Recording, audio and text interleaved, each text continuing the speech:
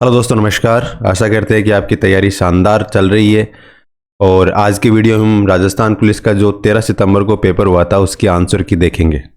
आप में से अधिकतर ने आंसर की मेज कर ली होगी। अगर नहीं करी है तो चलिए देख लेते हैं। साथ ही जिन विद्यार्थियों का पेपर आज सेकंड पारी में है वो भी इस वीडियो को देखे ये समझ सकते हैं कि किस प्रकार के प्रश्न आ रहे हैं। बहुत ही आसान पेपर है, ज़्यादा कोई टिपिकल है नहीं। कॉमन सेंस से बहुत सारे सवाल बन रहे हैं, अगर वो आईटी से संबंधित है प्रश्न तो भी। ठीक है, तो बिना देर के शुरू करते हैं आज का वीडियो। भारत में स्वर्ण क्रांति के जनक के रूप में किसे जाना गया है? हम बात कर रहे हैं स्वर्ण क्रांति की। तो स्वर्ण क्रांति के जनक के रूप में भारत में जाना गया वो निरपक्ष टुटेज साहब को जाना गया। तो वर्गीज कुरियन आपको पता है ये श्वेत क्रांति से संबंधित थे, और एम.एस. स्वामीनाथन ये अपनी जो हरित क्रांति उससे संबंधित थे। लेकिन स्वर्ण क्रांति से संबंधित कौन थे? निरपक्ष टुटेज। तो जिसने भी इसका उत्तर निरपक्ष टुटेज लगाया उसका सही हो गया। अगला प्रश्न, चमकदार तीव्रता की मूल इकाई क्या है? तो तीव्रता की जो मूल इकाई क्या है तो वो है कैंडेला। ठीक है, क्या होगी? कैंडेला। चमकदार तीव्रता की मूल इकाई क्या माना गया है? कैंडेला को। अगला प्रश्न है, डीएनएस का विस्तृत रूप क्या है? यानी डीएनएस को अगर हम मतलब बड़ा करते हैं तो क्या निकल के आएगा? तो डोमेन नेम सिस्टम। बहुत ही आसान प्रश्न है। अगर आप कंप्यूटर सब्जेक्ट को उठाते हो और कुछ चुनिंदा 20-30 अगर आप वो भी पढ़ते हो फुल फॉर्म किसी शब्द की, तो उसमें ये डीएनएस शामिल होता है। तो बहुत ही सरल प्रश्न हो गया, DNS domain name system. Clear है? अगला प्रश्न भी कंप्यूटर से संबंधित है। पहचान की चोरी में क्या शामिल है? तो पहचान की चोरी ये साइबर क्राइम से संबंधित है वैसे तो, और लेकिन अगर विकल्प में से हमें ढूंढना है तो देखो, अगर आप इस प्रश्न को एक बार एनालाइज करो, मीम पेज बनाना थोड़ी होता है पहचान की चोरी, नहीं होता ना। दूसरा, मजेदार तस्वीरें साझा करना, ये पहचान की चोरी थोड़ी हो गई। कॉमन सेंस से समझ सकते हैं। अवैध रूप से संगीत डाउनलोड करना, संगीत डाउनलोड करना ये पायरेसी होता है, डेटा पायरेसी कह सकते हैं। लेकिन पहचान की चोरी क्या होगी? व्यक्तिगत लाभ के लिए किसी की पहचान का उपयोग करना। ठीक है, तो इसका मतलब क्या हुआ कि आसानी से मतलब प्रश्न को पढ़ के, अगर आप बिना पढ़ के भी गए हो तो इस प्रश्न का उत्तर आपसे बन रहा था। ठीक है, आगे चलते हैं। विकिपीडिया किस प्रकार का शब्द विश्वकोश है? विकिपीडिया है वो किस प्रकार का विश्वकोश है? तो ये खुला विश्वकोश है। विकिपीडिया आप देखते हो, कोई भी अगर आप गूगल पे कोई चीज़ की आपको जानकारी नहीं है, अगर आप उसको टाइप करते हैं तो विकिपीडिया के माध्यम से उसके बारे में बताया रहता है। इसमें क्या होता है, अगर आप उस जानकारी को पढ़ भी सकते हो, अगर आप उसको लगता है कि उसमें ऐड करना है तो आप उसमें ऐड भी कर सकते हो। तो एक खुला विश्वकोश है जो उपयोगकर्ता को संपादन की अनुमति भी प्रदान करता है। क्लियर बात है? तो आसान सा प्रश्न था। के बाद में अगले प्रश्न को देखते हैं। भारतीय संविधान की प्रारूप समिति का अध्यक्ष कौन था? अगर भारतीय संविधान को देखते हैं तो अगर सबसे सरल प्रश्न भारतीय संविधान का कोई सा होगा तो उसमें यही प्रश्न होगा। तो प्रारूप समिति के अध्यक्ष तो बाबा साहब भीमराव अम्बेडकर ये संविधान की प्रारूप समिति के अध्यक्ष थे। अब प्रश्न आया कि संविधान की प्रारूप समिति के अध्यक्ष कौन थे? तो भीमराव अम्बेडकर, बाबा साहब अम्बेडकर थे। ठीक है, लेकिन अब ये प्रश्न आया तो और भी तो इस प्रकार के प्रश्न आ सकते हैं। संभावना है ना कि संविधान से संबंधित प्रमुख समितियां। तो एक बार हम क्या करते हैं, जो आगे कल आज जिनका पेपर है वो उनके लिए ये है कि बाकी कौन सी समितियों के अध्यक्ष कौन थे एक बार हम गो थ्रू कर लेते। तो मोटा मोटी देखें तो राष्ट्रीय ध्वज पर जो तदर्थ समिति बनी थी, ठीक है, उसके अध्यक्ष थे राजेंद्र प्रसाद। उसके बाद में मौलिक अधिकारों पर सलाहकार समिति बनी थी, मौलिक अधिकारों पर सलाहकार समिति के अध्यक्ष थे वल्लभ भाई पटेल। संविधान के कार्यों पर समिति, संविधान सभा के कार्यों की संबंधित समिति, उसके अध्यक्ष जी वी मावलंकर। अल्पसंख्यक और जनजातीय और बहिष्कृत क्षेत्रों की समिति है वल्लभ भाई पटेल। उसके बाद प्रक्रिया नियमों की समिति राजेंद्र प्रसाद। संविधान के मसौदे की जांच के लिए जो विशेष समिति बनी थी उसके अध्यक्ष अल्लादी कृष्ण स्वामी अय्यर थे। प्रांतीय संविधान समिति, ये ध्यान रखना आपने, ये पूछा जा सकता है। तो प्रांतीय संविधान समिति के अध्यक्ष वल्लभ भाई पटेल थे, है ना। तो इनमें से एक मोटा मोटी कौन सी आपको ध्यान रखनी है कि मौलिक अधिकारों पर सलाहकार समिति, एक राष्ट्रीय ध्वज समिति। तो राष्ट्रीय ध्वज समिति राजेंद्र प्रसाद और मौलिक अधिकारों पर सलाहकार समिति वल्लभ भाई पटेल। क्लियर है? अगला प्रश्न अभी प्राचीन राजस्थान के जो भागों के प्राचीन नाम है उनको हमें सुमेलित करना था कि किस वर्तमान में कौन सा क्षेत्र है वो उस नाम से जाना जाता है। तो मरु को देखते हैं, मरु क्षेत्र तो किसे कहेंगे मरु क्षेत्र? तो जो अपना जोधपुर वाला क्षेत्र है ना, जोधपुर और जोधपुर के आसपास वाला, इसे क्या कहते हैं? मारवाड़ कहते हैं, मरु क्षेत्र कहते हैं। जांगल का पता ही है आपको, बीकानेर, जांगल क्षेत्र किसे कहते हैं? बीकानेर के आसपास के क्षेत्र को। मत्स्य, ये जयपुर और अलवर वाला क्षेत्र मत्स्य, और सूरसेन कौन सा हो गया? धौलपुर करौली वाला। तो मरु क्षेत्र कौन सा? जोधपुर, जांगल देश बीकानेर, मत्स्य अलवर और सूरसेन धौलपुर करौली। तो क्या बनेगा? पहले के साथ एक के साथ एक, फिर बी के साथ 4, 1 4, सी के साथ 2 और डी के साथ 3। तो ये अपना डी नंबर का जो विकल्प है ये हमारा आंसर हो जाएगा। ठीक है। ये लगाते टाइम आपको ध्यान रखना है कि मतलब किस में हमारे जो विकल्प आ रहे हैं। अब बाकी सारा आपको पता है, लेकिन अगर आपने थोड़ी सी यहाँ पे चूक कर दी इसको मैचअप करने में, तो फिर प्रश्न गलत हो जाएगा। और समय भी थोड़ा कम है बनिस्पत बाकी जो बोर्ड के एग्जाम होते हैं, राजस्थान में आरपीसी के पेपर होते हैं, उसमें थोड़ा टाइम ज़्यादा मिलता है। इस पुलिस वाले पेपर में टाइम थोड़ा कम है। अब ये थोड़ा रीजनिंग का प्रश्न है, ये भी आसान सा प्रश्न है। एक दिन नीता घर से निकली, ठीक है, और दक्षिण की ओर 10 किलोमीटर की साइकिल चलाई। नीता घर से निकली, ये यहाँ पे थी मालूम, नीता दक्षिण की तरफ 10 किलोमीटर गई, ठीक है। उसके बाद में दाएं मुड़ के 5 किलोमीटर साइकिल चलाई। अब दाएं मुड़ रही है तो इधर मुड़े तो दाएं इस साइड होगा, 5 किलोमीटर साइकिल चलाई, ये ऐसे हो गया। फिर उसके बाद में दाएं मुड़कर 10 किलोमीटर वापस साइकिल चलाई। अब यहाँ से वो वापस दाएं मुड़ी और 10 किलोमीटर साइकिल चला ली, ठीक है। अब पहले वाली इसके सिद्ध में आ गई पूरी तरह। फिर बाएं मुड़कर 10 किलोमीटर चली। अब बाएं मुड़ की 10 किलोमीटर चली, ये यहाँ पे 10 किलोमीटर चल दी। सीधे अपने घर पहुंचने के लिए उसे कितने किलोमीटर की साइकिल चलानी पड़ेगी? अब वापस उसको यहाँ पहुंचना है, यहाँ से तो कितनी साइकिल चलानी पड़ेगी? तो 10 किलोमीटर तो ये हो गया, और ये वाला कितना एरिया हो गया? तो ये 5 किलोमीटर है, तो टोटल कितना हो गया? 15 किलोमीटर। तो जिसने भी 15 किलोमीटर इसका उत्तर लगाया उसका राइट हो जाता है। क्लियर बात है? अच्छा, अगला प्रश्न है, एक वेबसाइट निम्नलिखित का संग्रह है। मतलब किससे मिलके बनता है वेबसाइट? तो जितने भी वेब पेज होंगे, तो वेबसाइट में अलग अलग वेब पेज होंगे और उनसे मिलके क्या बनेगी? वेबसाइट बनेगी। तो वेबसाइट वेब पेजों का संग्रह है। क्लियर है? राजस्थान में कितनी बार राष्ट्रपति शासन लगाया गया? तो राजस्थान में बहुत आसान प्रश्न है, 4 बार राष्ट्रपति शासन लगाया गया है। और सबसे कम टाइम पे पहला राष्ट्रपति शासन था, सबसे ज़्यादा टाइम तो 4th राष्ट्रपति शासन था। पहले सबसे पहले 1967 में लगा, फिर 77 में, फिर 80 में, फिर 92 में। क्लियर है? तो कितनी बार राष्ट्रपति शासन लगा राजस्थान में? तो 4 दफा लगा, ठीक है। तो इसका उत्तर क्या हो गया? ऑप्शन सी इसका आंसर हो गया। एनी एक।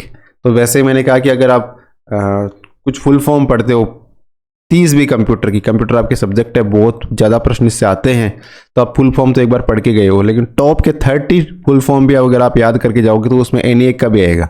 तो एनी एक का मतलब electronic numerical integrator and computer, ठीक है। इसका उत्तर ऑप्शन बी हो गया, electronic numerical integrator and computer इसका आंसर हो गया। अगला प्रश्न राजस्थान जी किससे संबंधित है? राजस्थान के लोक देवता से संबंधित। राजस्थान के लोकप्रिय लोक देवता तेजाजी महाराज, उनका जन्म राजस्थान नागौर जिले के किस गांव में हुआ था? तो तेजाजी महाराज का जन्म हुआ था खड़नाल में, खड़नाल नागौर के अंदर, ठीक है। बहुत आसान, सबसे सरल प्रश्न। अगला प्रश्न, गूगल सर्च और माइक्रोसॉफ्ट बिंग अपने खोज परिणामों को बेहतर करने के लिए क्या करते हैं? तो जो गूगल सर्च इंजन है ना, वो वैसे ही माइक्रोसॉफ्ट का एक सर्च इंजन है, माइक्रोसॉफ्ट बिंग, ठीक है। अब आप सर्च करते हो किसी चीज को, वो अपने परिणामों को बेहतर करने के लिए क्या करते हैं? अब देखो, इसको भी अगर आप एक बार से जनरलाइज करके सिंपली पढ़ोगे तो उसका उत्तर मिल जाएगा। पहला कह रहा है कि वे केवल उपयोगकर्ता की प्रतिक्रिया पर निर्भर करते हैं, है ना। इसको एक बार डाउट में रखो, ठीक है। इसके बाद दूसरा इसको छोड़ो। तीसरा, वे केवल दृश्य सामग्री पर ध्यान केंद्रित करते थे। सर्च इंजन दृश्य सामग्री पर ध्यान केंद्रित थोड़ी करते, आपको टेक्स्ट मिलेगा, तो ये तो गलत हो गया पूरी तरह से। सिंपल अनुमान लगा सकते थे, अगर पढ़ के भी नहीं गए तो भी। वे एक ही एल्गोरिदम का प्रयोग करते हैं। क्या वो एक ही एल्गोरिदम का प्रयोग करते हैं? नहीं। अगर सर्च इंजन ही अलग अलग है तो अलग अलग एल्गोरिदम का प्रयोग करेंगे, और हर स्थिति में हर बार अलग एल्गोरिदम का प्रयोग होगा। और तीसरा, वे लगातार अपने एल्गोरिदम को परिष्कृत करते रहते हैं, यानी जो एल्गोरिदम यूज किया इस बार के सर्च में, अगली बार वो उसको बेहतर करेंगे और बेहतर करेंगे। तो ये सही बात है, तो बिल्कुल सही बात है।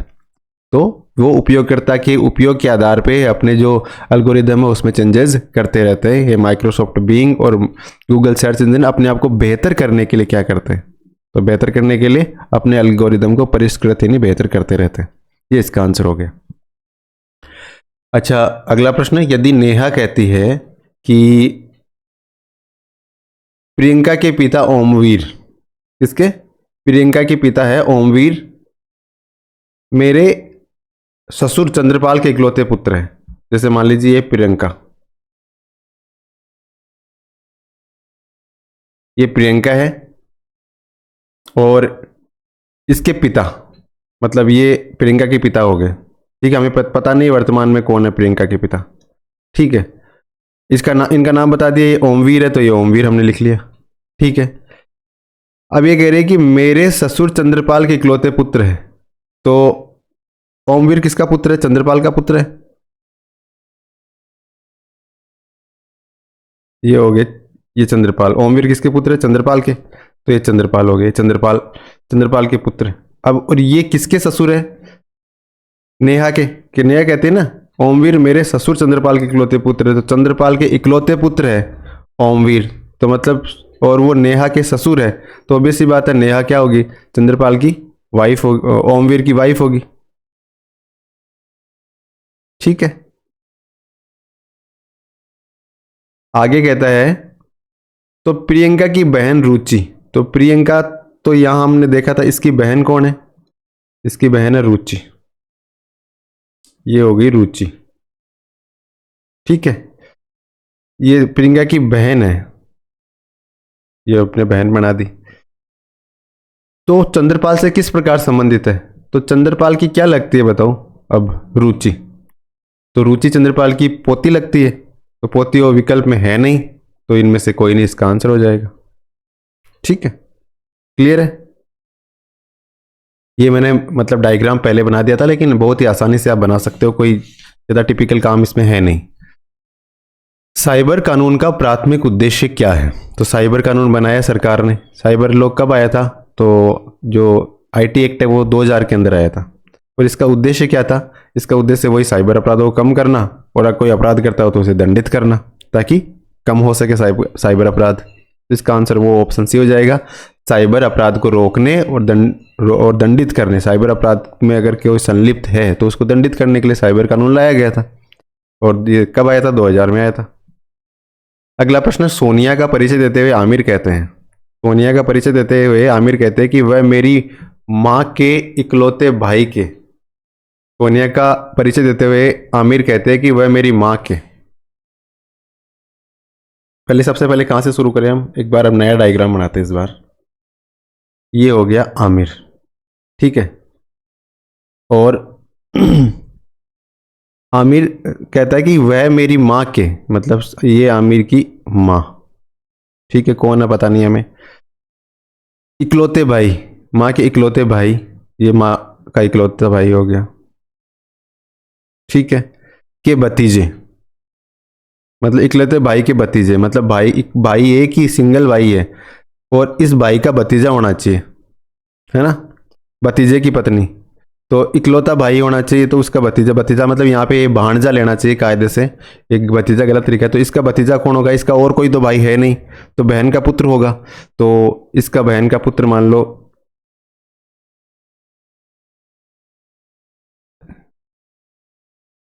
ये बहन का पुत्र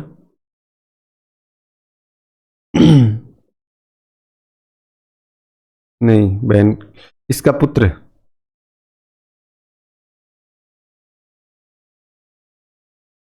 इकलौते भतीजे की पत्नी है, भाई के इकलौते भतीजे की पत्नी है कौन, सोनिया, तो इकलौते भतीजे की पत्नी, तो भतीजा यही हो गया इसका, मतलब आमिर ही हो, मतलब आमिर ही हो गया ना भतीजा, लेकिन भतीजा तो और भी हो सकता है, तो सोनिया आमिर की या तो वाइफ हो सकती है, या फिर उसका मतलब आमिर उसका देवर हो सकता है। तो इस प्रकार क्या हो गया, ये डेटा अपर्याप्त रहेगा। तो जिसने भी इसका आंसर डेटा अपर्याप्त लगाया उसका उत्तर सही हो जाएगा। ठीक है, अगले प्रश्न पे चलते हैं।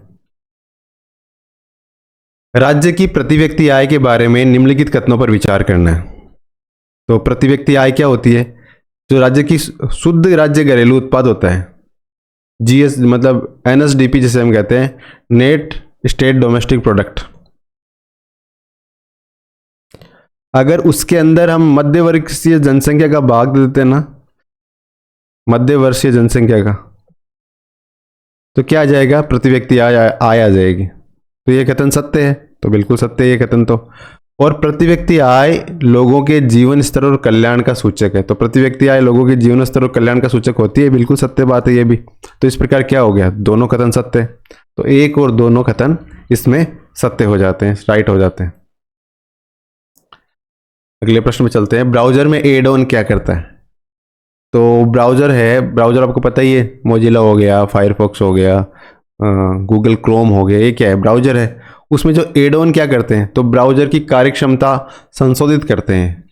ब्राउजर की कार्यक्षमता को संशोधित करते हैं। क्या करते हैं? ब्राउजर के एड ऑन जो ब्राउजर की कार्यक्षमता है ना, उसको संशोधित करने का काम करते हैं, मॉडिफाई करने का काम करते हैं एड ऑन। ठीक है, अगला प्रश्न हमारे सौरमंडल से संबंधित है। बुध ग्रह के बारे में कौन सा कथन सही है? तो सबसे पहला कि सूर्य के सबसे निकट है ये ग्रह। तो सबसे पहले अगर हम देखें ये अपना सूर्य, इसमें बुध, शुक्र, पृथ्वी और मंगल है ना। ये बुध, ये शुक्र, ये पृथ्वी और ये मंगल। तो सबसे पहले कौन सा आया? बुध आया। तो ये कथन तो सत्य हो गया। दूसरा कथन, इसे अपनी कक्षा में एक चक्कर पूरा करने में 98 दिन लगते हैं। तो देखो, जिस प्रकार पृथ्वी को 365 डेज लगते हैं ना, उसी तरह बुध को एक चक्कर लगाने में 88 डेज ही लगते हैं। ओनली कितने? 88 डेज ही लगते हैं। तो ये कथन यहाँ पे दे रखा है 98 लगते हैं, तो मतलब ये गलत हो जाता है। तो सही कथन केवल एक सही है। तो कहाँ लिखा है? ये ऑप्शन डी में लिखा है। तो ऑप्शन डी हमारा राइट हो गया।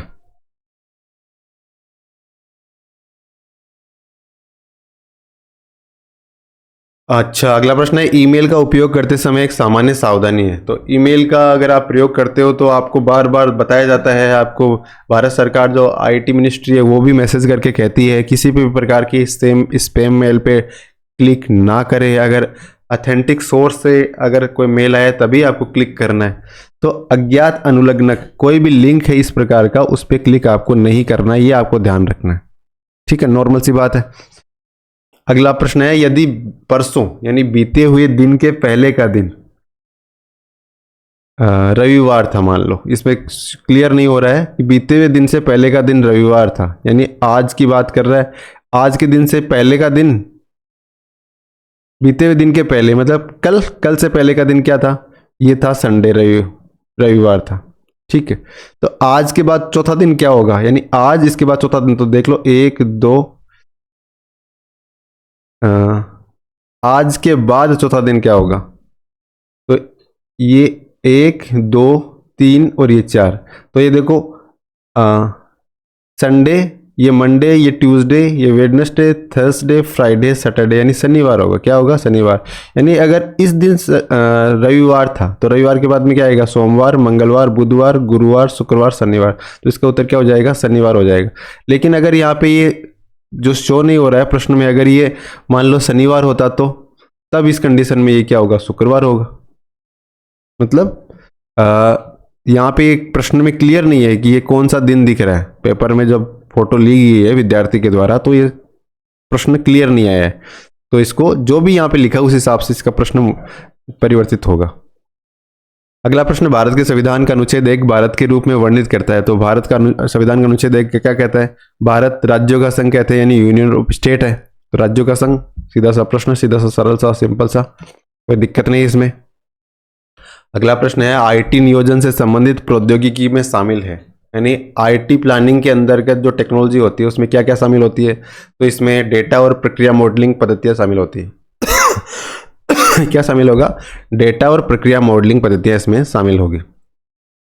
अगला प्रश्न, सिलिकॉन और जर्मेनियम क्रिस्टल जाली में एक साथ रखने में किस प्रकार का बंध बनेगा? तो इसमें ये सहसंयोजक बंध बनेगा। जिसने भी इसका उत्तर सहसंयोजक बंध लगाया उसका राइट हो जाएगा। ठीक है, ये थोड़ा डाउटफुल है, एक बार आप देख लेना।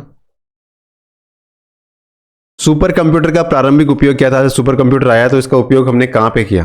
तो सुपर कंप्यूटर का प्रयोग जो वैज्ञानिक है वही करते थे, या फिर जो बड़ी बड़ी कैलकुलेशन गणनाएं गणितज्ञ कह दो या इंजीनियर कह दो वो करते थे। तो सीधी सी सिंपल सी बात है कि इसका उत्तर क्या होगा? वैज्ञानिक और इंजीनियरिंग गणनाएं करने के लिए सुपर कंप्यूटर का प्रयोग किया गया था।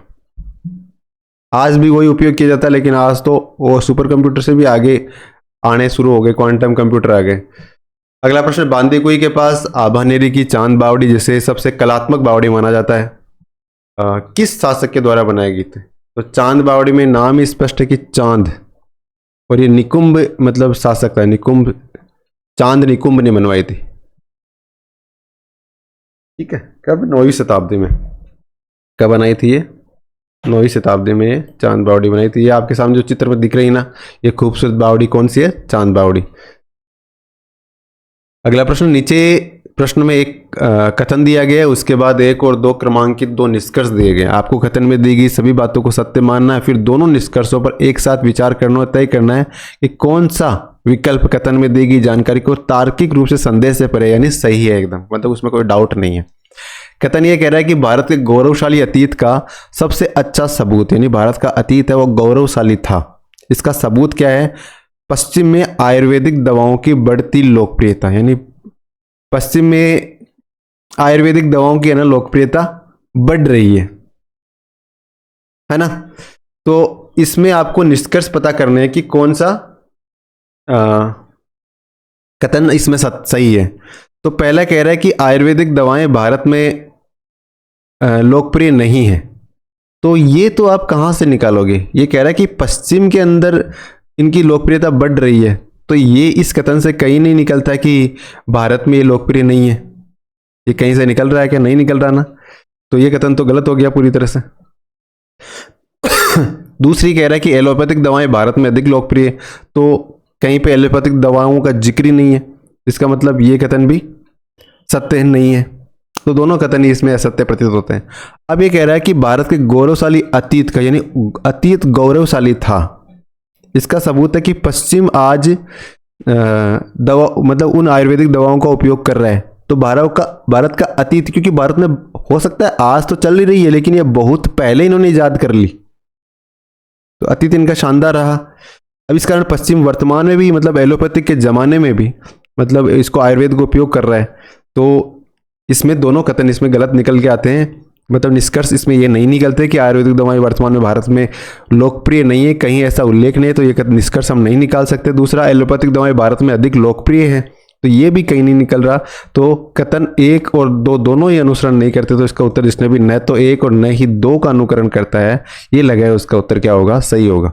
आपको ध्यान से देखना है, आपको मतलब ऐसे ये नहीं किसी को मान लेना है कि ये सही है ये गलत है। अगर आप ध्यान से देखोगे तो आपको ये मिल जाएगा इसका आंसर। राजस्थान सरकार थोक मूल्य सूचकांक कितनी बार जारी करती है? तो हर महीने राजस्थान सरकार थोक मूल्य सूचकांक जारी करती है। अब थोक मूल्य सूचकांक का आधार वर्ष क्या है? तो 1999-2000 है वो थोक मूल्य सूचकांक का आधार वर्ष है। आगे जो पेपर है वो इसको देख सकते हैं। मतलब इसमें से कोई सा भी प्रश्न, अगर आप रीजनिंग की बात करो तो आपको थोड़ा सा समय 1-2 सेकंड 5-10 सेकंड ज़्यादा लग सकता है, लेकिन प्रश्न का उत्तर एकदम सही बन जाएगा। तो इसलिए रीजनिंग के जो प्रश्न है उसमें आपको थोड़ा सा ध्यान से देखना है, जल्दबाजी में गलती हो जाएगी। अगला प्रश्न, ऑनलाइन खुद को सुरक्षित रखने के लिए हमेशा क्या करना चाहिए आपको? तो देखो इसका आज का जब इंस्टाग्राम, फेसबुक और फ़ोन पे वगैरह आप चलाते हो तो बहुत आसान सा प्रश्न है, कैसे मतलब कोई भी कर देगा, किसी का गलत नहीं होगा ये, अगर किसी ने पढ़ना उसको आता है। पहला कह रहा है किसी और के खाते का उपयोग करो, तो ऑनलाइन सुरक्षित रखने के लिए किसी और के खाते का उपयोग करोगे तो ये क्या बात होगी? हाँ वैसे सुरक्षित तो है, बंदा खुद तो सुरक्षित ही रहेगा, लेकिन ये गलत है। दूसरा, उपयोग के बाद लॉग आउट करें, तो आप कहीं भी उपयोग कर रहे हो तो उसके बाद लॉग आउट कर दो, ना ही उन पासवर्ड को उन डिवाइस में सेव करो, तभी आप सुरक्षित रह सकते हो, तो ये कथन सत्य है। उसके बाद में तीसरा, अपना खाता खुला छोड़ दे, खुला छोड़ देंगे तो फिर लोग बाग, वो एक मूवी आई थी, कौन सी थी वो अपना, तो ये तो हो ही नहीं सकता किसी भी हाल में। चौथा कह रहा है अपनी ली हुई हर तस्वीर को पोस्ट करें, तो तस्वीर को पोस्ट करो ना करो इसमें ऑनलाइन सुरक्षित होने का मतलब नहीं है। आप अपनी ली हुई हर तस्वीर को पोस्ट करो इंस्टाग्राम पे, फेसबुक, इस पे भी, लेकिन जब आप उससे बाहर निकलो डिवाइस को लॉग आउट कर दो वहाँ से। अगर वो डिवाइस किसी और के पास जाएगा तो क्या होगा, वो मतलब अनाधिकृत उसका उपयोग नहीं कर पाएगा। तो सीधा सा सिंपल सा क्या हो गया, उपयोग के बाद लॉग आउट कर दे। अब मैंने इतने सरल प्रश्न पे इतना टाइम लगाया है आपको, जबकि आप एग्जाम के लिए जा रहे हैं या फिर इतना समय आंसर की मिलाने में, लेकिन मेरे कहने का मतलब ये है कि ऐसे प्रश्न आ रहे हैं तो आपको इनका सॉल्यूशन भी इसी नजरिए से करना है बस। अगला प्रश्न, नीचे दिए गए प्रश्न में कथन दिए गए हैं, उसके बाद 1 और 2 क्रमांक की 2 मान्यताएं दी हैं। आपको कथन और निम्नलिखित मान्यताओं पर विचार करना और तय करना है कि कौन सी मान्यताएं इसमें निहित है। पहला कह रहा है कि नियुक्ति पत्र में एक पंक्ति लिखी है कि आपको 1 वर्ष की परिवीक्षा अवधि के साथ प्रोग्रामर के रूप में नियुक्त किया जाता है, यानी 1 वर्ष की परिवीक्षा अवधि रहेगी, आपका प्रोबेशन रहेगा और प्रोग्रामर के रूप में आपको नियुक्त किया गया।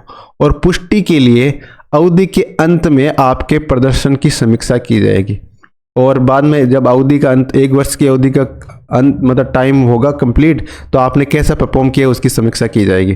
तो इसमें मान्यताएं क्या है, तो मान्यताएं पहला कह रहे हैं नियुक्ति प्रस्ताव के समय किसी व्यक्ति का प्रदर्शन आमतौर पर ज्ञात नहीं होता।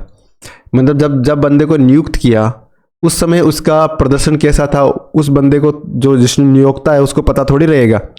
अगर मान लीजिए उसको पता रहता कि उसका प्रदर्शन कैसा है, तो फिर तो उसको प्रोबेशनर रखने का मतलब ही क्या था। तो उसको उसके मतलब स्किल का पता नहीं था, तभी तो उसने प्रोबेशन पर रखा उसको, तो एक ये मान्यता होगी ना, बिल्कुल ये मान्यता होगी। दूसरा कह रहा है कि आमतौर पर कोई व्यक्ति परिवीक्षा अवधि में अपनी योग्यता साबित करने की कोशिश करता है। अब 1 साल के लिए रखा है कि आपको परिवीक्षा अवधि में रहना है, तो वो बंदा क्या करेगा जो परिवीक्षा अवधि में है, वो अपना स्किल दिखाएगा कि देखो मैं अच्छा काम कर रहा हूँ, ताकि परिवीक्षा अवधि होने के बाद उसे स्थायी किया जा सके। तो ये कथन भी इसमें निहित होगा। तो इस प्रकार ये दोनों ही जो कथन है इसमें मतलब जो भावनाएं हैं कि परिवीक्षा अवधि वाले रखने के लिए, तो ये सत्य प्रतीत होते हैं। तो इसका कथन 1 और कथन 2 दोनों निहित है।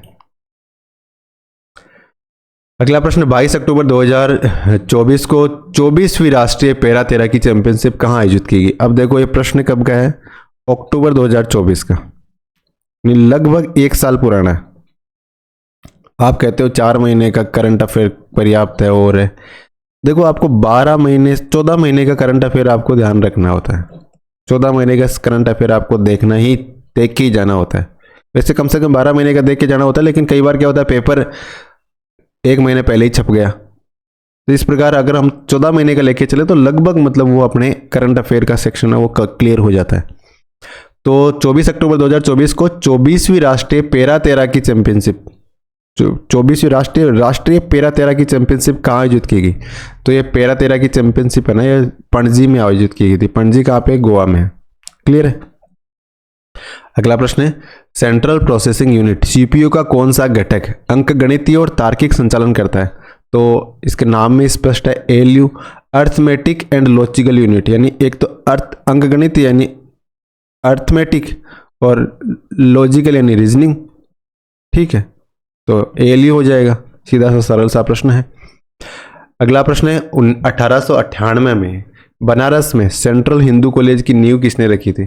तो देखो सबसे पहले तो सेंट्रल हिंदू कॉलेज की स्थापना कब हुई, 1898 में हुई। ये बात आप ध्यान रखो, अगले पेपर में आ सकता है। दूसरा, इसकी स्थापना करी किसने, तो एनी बेसेंट थे ना, भारतीय राष्ट्रीय कांग्रेस के पहली महिला अध्यक्ष है ना, भारतीय राष्ट्रीय कांग्रेस की प्रथम महिला अध्यक्ष थे ये अध्यक्ष। ठीक है, इन्होंने मतलब बनारस सेंट्रल हिंदू कॉलेज की स्थापना करी थी। अगला प्रश्न, तापमान बढ़ने पर आंतरिक अर्धचालक में कुछ इलेक्ट्रॉनिक का क्या होता है। मतलब तापमान बढ़ाओगे तो जो इंटरनल जो अर्धचालक होते हैं उनके साथ क्या होता है, वे ब्रेक फ्री होते हैं और चालन में योगदान देते हैं। तो अगर तापमान बढ़ेगा तो अर्धचालक होंगे ना आंतरिक, वो ब्रेक फ्री हो जाएंगे और जो चालन में योगदान देंगे। ठीक है, ये इसका उत्तर हो जाता है। अगला प्रश्न है, 1540 में पद्मावत महाकाव्य किसने लिखा था। अब देखो कितना सरल प्रश्न है। तो पद्मावत महाकाव्य 1540 ईस्वी में लिखा गया। जो चित्तौड़ की रानी पद्मिनी की कहानी है, तो ये मलिक मोहम्मद जायसी ने लिखा था। किसने लिखा, मलिक मोहम्मद जायसी ने ये पद्मावत ग्रंथ लिखा था। अब वही प्रश्न एक बार फिर से रिलेशनशिप वाला आ गया। अमित सोनिया का भाई है, अमित है वो सोनिया का भाई है।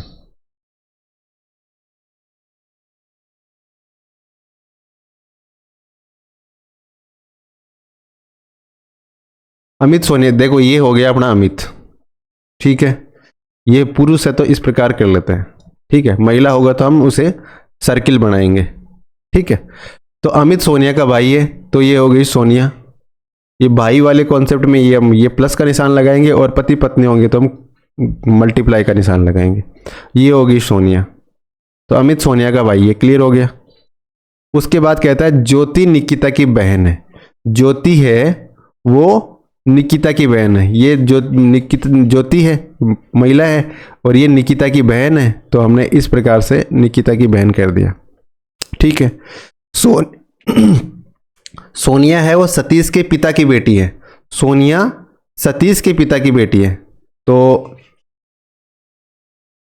सोनिया है सतीश के पिता, तो सतीश के पिता मान लो ये सोनिया होगी, ये सतीश का पिता हो गया, ठीक है। ये सतीश का पिता हो गया। अब इसकी बेटी है, ठीक है। तो सतीश के पिता की बेटी है, तो सतीश का मतलब सोनिया का पिता और सतीश का पिता दोनों एक ही तो हो गए, तो इसका ये भाई बहन होगा सतीश। तो ये हमने ये सतीश को इस प्रकार से सोनिया का भाई बना दिया, क्लियर है। अगला कह रहा है कि निकिता कविंदर की बेटी है। तो निकिता है वो कविंदर की बेटी है, तो इसको अब ये कनेक्ट कैसे करेंगे। तो निकिता हमने ये देखा था, ये यहाँ पे आई थी। अब ये निकिता है ज्योति की बहन थी, हमने ये देखा था, तो फिर ज्योति भी कविंदर की बेटी होगी, तो ज्योति कविंदर की बेटी होगी। अब आगे कह रहा है कि ज्योति अमित की माँ है। ज्योति है वो अमित की माँ है, तो ज्योति अमित की माँ होगी। ये अमित बना दिया, ये इसकी माँ होगी। तो ये ज्योति कैसे होगा, फिर इसमें मुकेश से क्या हो जाएगा, ये पति पत्नी हो जाएंगे, ठीक है, क्योंकि अमित सोनिया और सतीश तो भाई बहन है। आगे कह रहा है कि मुकेश निकिता की इकलौती बहन का पति है। मुकेश निकिता की इकलौती बहन का, तो निकिता की इकलौती बहन तो ज्योति थी। अब वो कह रहा है कि एक ही बहन है तो इकलौती बहन, और मुकेश उसका पति है। तो ये मुकेश हमने पहले ही आइडेंटिफाई कर लिया था कि ये इसका पति है, पहले वाली जानकारी से क्लियर हो गया था। अब प्रश्न ये, अब सारी जानकारी हमारे सामने हो गई। अब कह रहा है कि सतीश है वो कविंदर से किस प्रकार संबंधित है। तो सतीश देखो पहली पीढ़ी का है और कविंदर तीसरी पीढ़ी का है, यानी ये दादा पोते वाला या नाती पोते वाला संबंध रहेगा। तो देखो सतीश क्या है, सतीश का पिता तो मुकेश है, लेकिन माँ कौन है, ज्योति, और कविंद्र कौन है, ज्योति का बाप। इससे क्या हो गया कि मतलब माँ का पिताजी कौन होते हैं, नाना होता है। और मतलब वैसे क्या लगेगा, मतलब कविंद्र का सतीश क्या लगेगा, तो सतीश लगेगा उसका नाती, है ना। दो ही तरह लगेगा कहने का मतलब, अपने लोकल लैंग्वेज में वैसे नाती कहते हैं इसे, हिंदी के अंदर, ठीक है। और अगर पैटर्नल सिस्टम में होता तो पोता, और मैटरनल में होता तो क्या, नाती। तो कहते हैं नाती पोता जो शब्द आता है। अगला प्रश्न, राजस्थान में कितने संसदीय क्षेत्र है। अब देखो राजस्थान में 25 संसदीय क्षेत्र है। कितने हैं, 25। अब आप कहोगे कि राजस्थान में तो 35 सांसद है, 25 लोकसभा के और 10 राज्यसभा के। देखो ये तो सांसद है, संसदीय क्षेत्र राजस्थान के 25 या 25 ही होंगे, तो आपको एक्स्ट्रा होशियार नहीं बनना, थोड़ा सा ध्यान रखना है इस बात का। अगला प्रश्न, जयपुर का हवा महल किस वास्तुकार द्वारा विकल्पित किया गया था। तो जयपुर का हवा महल बनाने में प्रताप सिंह ने बनाया था 1799 के अंदर, और लालचंद दुस्ता है उसका वास्तुकार था, तो इसका आंसर लालचंद दुस्ता। अगला प्रश्न, कंप्यूटर में निम्नलिखित में से कौन सा अस्थिर मेमोरी है। तो नॉन वोलाटाइल और वोलाटाइल की बात करते हैं, तो जो रोम होती है, रैंडम एक्सेस मेमोरी, ये तो होती है स्थायी मेमोरी, मतलब चेंजेस नहीं होते इसमें, अगर आप मैन्युअली चेंज करोगे तो ही चेंज होंगे। जबकि रैम क्या होती है, अस्थायी मेमोरी होती है। रैम का मतलब, अगर जैसे मान लीजिए आपने एक वर्ड फाइल खोल रखी है, एक एक्सेल फाइल खोल रखी है, एक ब्राउजर खोल रखा है, ठीक है। अब ये सारे ओपन हो रखे हैं तब तक ये किस मेमोरी में, रैम में है। लेकिन जैसे आप इनको सेव कर दोगे तो ये किस में चले जाएंगे, ये रोम में चले जाएंगे। तो वोलेटाइल कौन सी होगी, तो रैम है। रैम वो क्या होगी, ये अस्थिर मेमोरी होती है, वोलेटाइल मेमोरी होती है। क्लियर है, आगे चलते हैं। अच्छा, वित्तीय वर्ष 2023-24 में राजस्थान का राजस्व घाटा कितना है। अब कब की बात कर रहे हैं, 23-24 का। 23-24 का राजस्व घाटा पूछा है, तो आपको राजस्व घाटा याद रखना है, वो अभी 23-24 का याद रखना है, 24-25 का नहीं, 23-24 का। फिर राजकोषीय घाटा भी आपको याद रखना पड़ेगा, है ना। तो राजस्थान के जो इकोनॉमिक सर्वे है, इसका जो पहला चैप्टर होता है ना, ये बहुत महत्वपूर्ण है। इकोनॉमिक सर्वे का जो पहला चैप्टर है,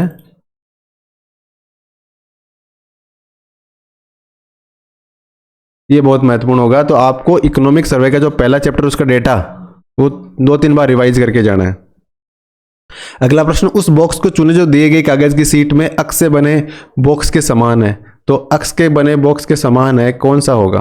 तो इसका आंसर 2 और 3, यानी ये 2 और 3 जिसने भी लगाया उसका उत्तर सही हो जाएगा। यात्रा स्थलों के लिए विशेष समीक्षा प्लेटफॉर्म का उदाहरण क्या है? तो यात्रा स्थलों के लिए जो आप देखते हो रेटिंग आती है, राजस्थान के कुछ शहर चुनते हैं, कौन सा है इसमें से? जो ट्रिप एडवाइजर है ना, ये जो यात्रा स्थल है, टूरिस्ट स्थान है, उनका जो समीक्षा करता है यानी रेटिंग देता है। जैसे अपन चुनते हैं ट्रिप एडवाइजर की, अपना उदयपुर शहर उनका फेवरेट है। अगर आप देखोगे तो वो कहेंगे उदयपुर को प्रथम स्थान प्राप्त हुआ मध्य एशिया में, दक्षिण एशिया में, इस प्रकार से। तो ट्रिप एडवाइजर है वो क्या करता है? यात्रा स्थलों के लिए समीक्षा करता है, एक तरीके से वो आइडेंटिफाई करता है कि कौन सबसे बढ़िया यात्रा गंतव्य है। अगला प्रश्न है, निम्नलिखित में से किस हिंदी फिल्म ने 70वें राष्ट्रीय फिल्म पुरस्कार 2024 में सर्वश्रेष्ठ हिंदी फिल्म का पुरस्कार जीता? तो देखो 70वें हिंदी फिल्म पुरस्कार, राष्ट्रीय पुरस्कार है ना 70वें नंबर के, 2024 का भी, ये 71वें भी वर्तमान में घोषित हो गए हैं। लेकिन अब इसमें पूछा 70वें, यानी 12 महीने पहले जो जानकारी, अभी 71वें हुए हुए भी लगभग 1 महीने से ज़्यादा का समय हो गया, लेकिन पेपर में कब का है 70वां।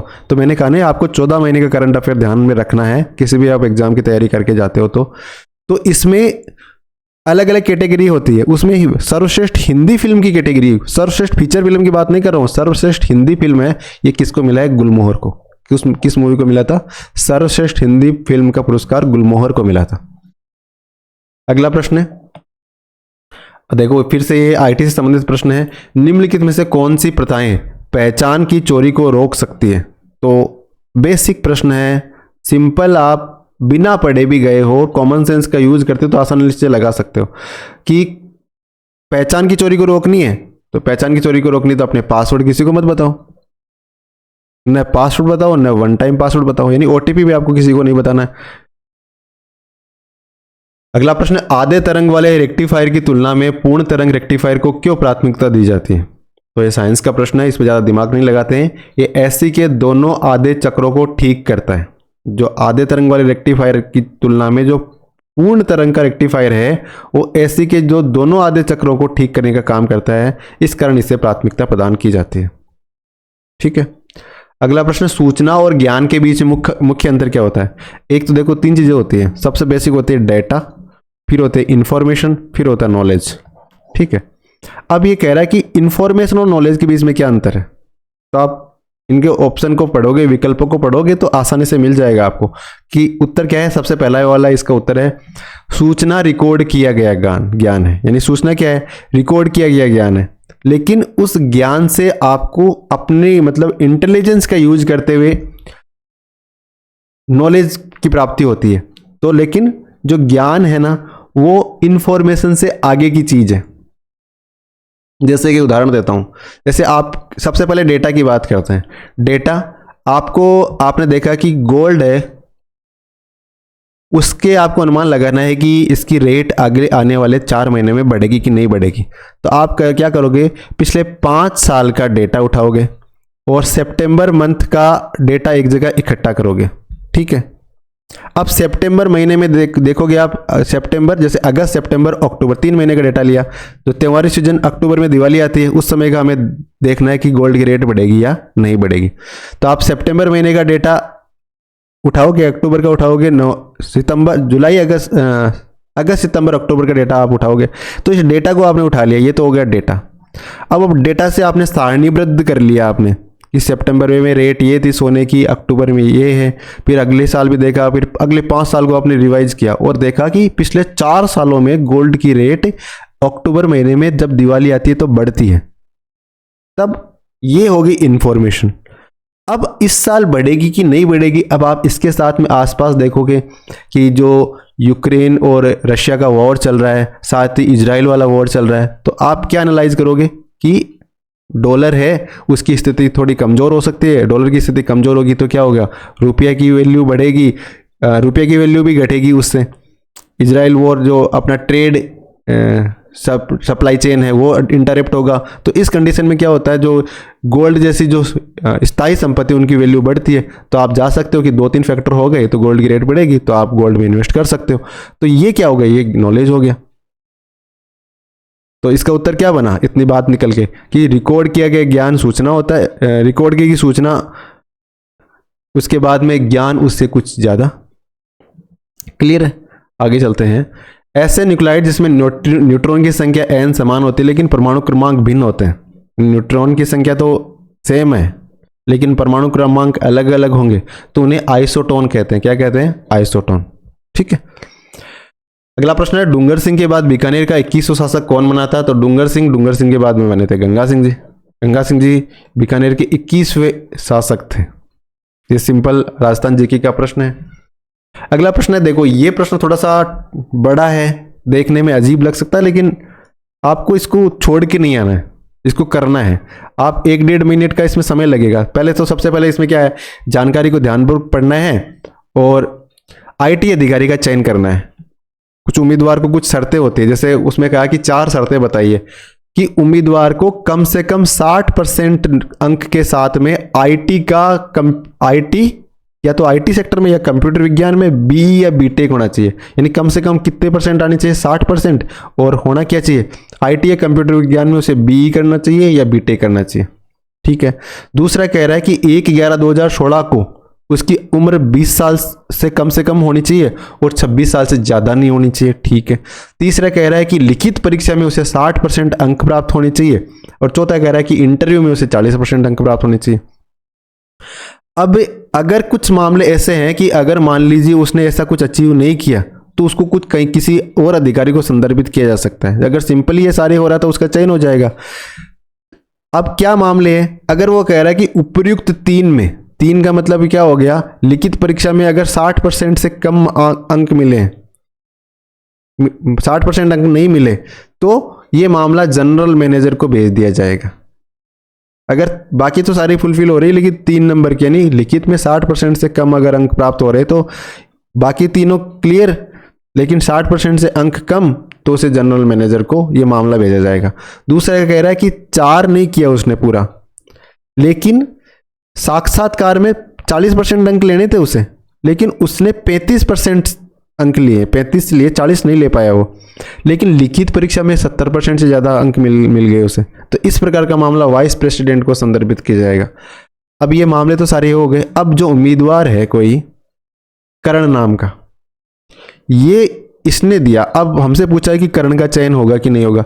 सबसे पहले तो कह रहा है कि उसका जन्म 19 मार्च 1995 को हुआ, तो पहला तो वो क्लियर हो रहा है कि देखो 95, और आपको ये देखना है कब तक के लिए, 2016 तक के लिए। 16 तक 20 साल का होना चाहिए और 26 से कम होना चाहिए।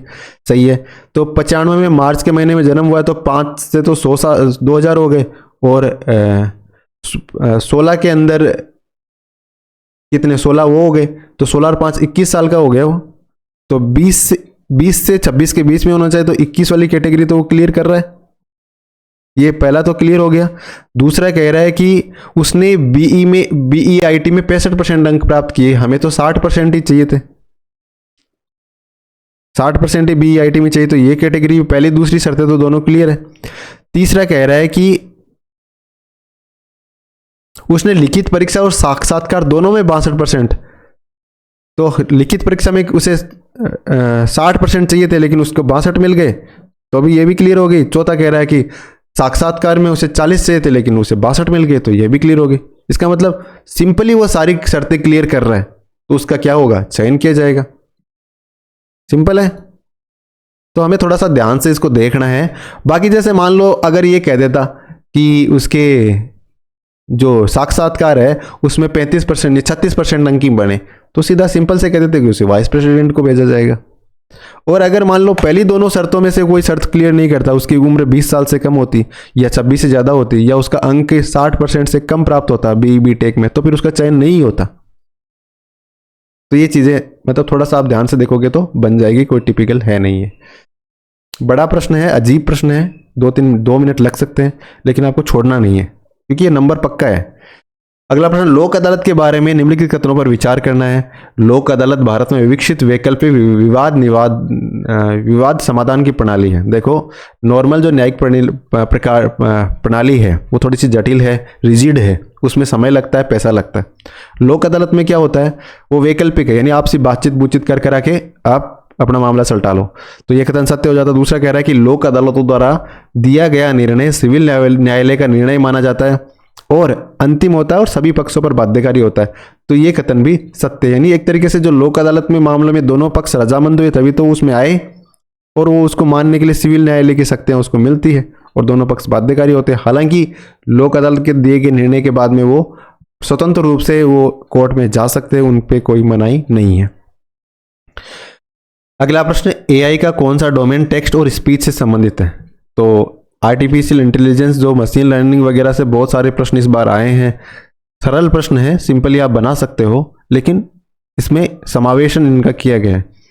तो डोमेन और टेक्स्ट स्पीच, तो टेक्स्ट शब्द आया तो इसमें देखो लैंग्वेज प्रोसेसिंग कर से आप अंदाजा लगा सकते थे, नेचुरल लैंग्वेज प्रोसेसिंग इसका आंसर होगा। जो सबसे निकट लग रहा हो ना उत्तर, आपको देखना, प्रश्न आपको नहीं आता लेकिन आपको लगता है कि यही तो होना चाहिए, इससे मिलता जुलता है, 95% केसेज में वही उत्तर होगा, ये ध्यान रखना।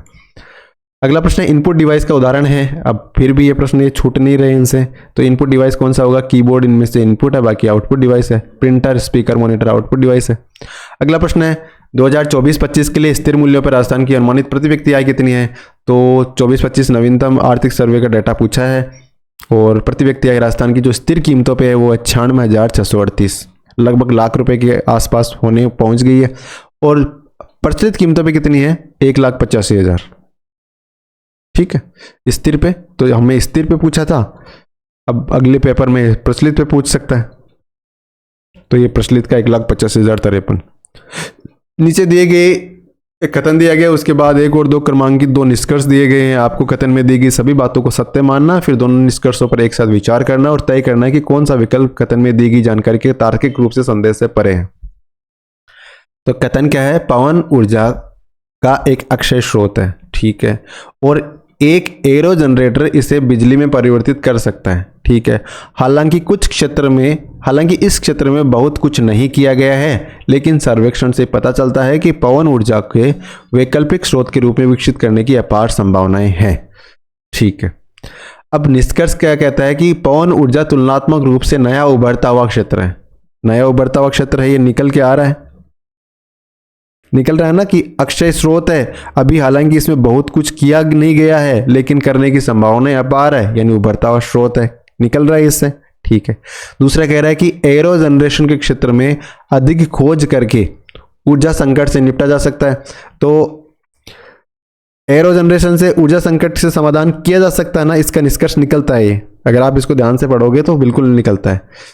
क्या कह रहा है? सर्वेक्षण करने की जरूरत ही क्या थी अगर ऊर्जा संकट नहीं होता तो, और ये वैकल्पिक स्रोत की संभावनाएं बहुत सारी है, तो समाधान कर सकते हैं, निकल रहा है।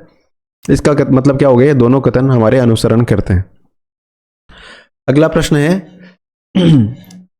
इसको आप अपने लेवल पे देख लेना, 55वें नंबर का। एआई का एक बड़ा फायदा है। एआई का बड़ा फायदा क्या है? तो एआई देखो, बाकी 3 चीजें नेगेटिव होगी और हमें क्या पूछा है? फायदा।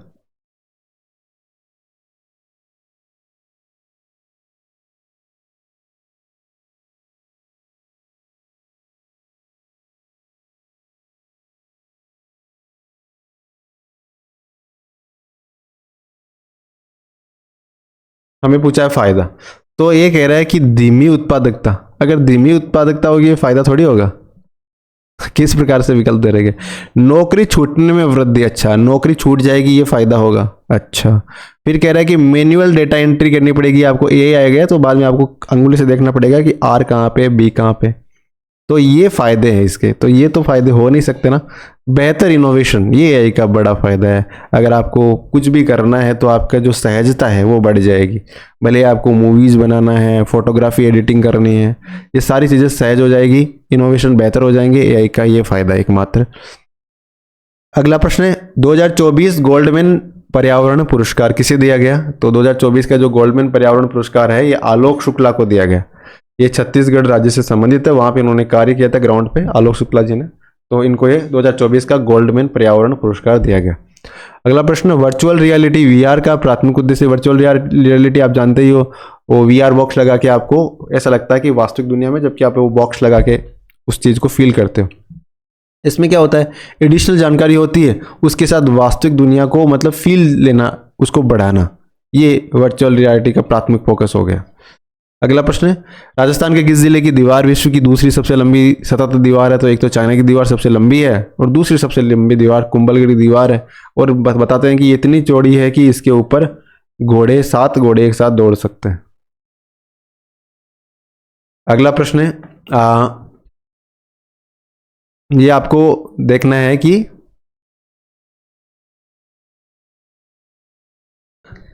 कौन सा मिसिंग नंबर है इसमें।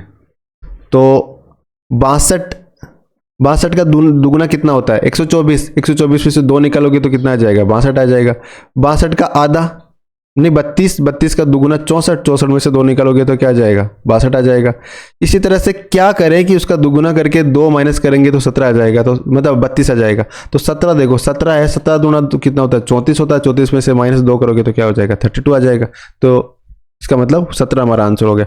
फिर 17 सही है क्या? यहाँ पे 9.5 है, यहाँ पे 17 आने से 9.5 का डबल कितना होता है? 9 दूनी 18 और आधा आधा 19। 19 में से 2 निकालेंगे तो 17, तो इसका मतलब बन रहा है। फिर 5.75 को डबल करते तो कितना होता है? 5 दूनी 10, 0.75 को 2 बार करेंगे तो 1.5, तो 10 और 1.5 कितना हो गया? 11.5। 11.5 माइनस 2 9.5। इसका मतलब ये सीरीज क्या हो रही है? मल्टीप्लाई 2 - 2। अगला प्रश्न, महाराजा सूरजमल के बारे में निम्नलिखित कथनों पर विचार करें और दिए गए सही विकल्पों को चुनें।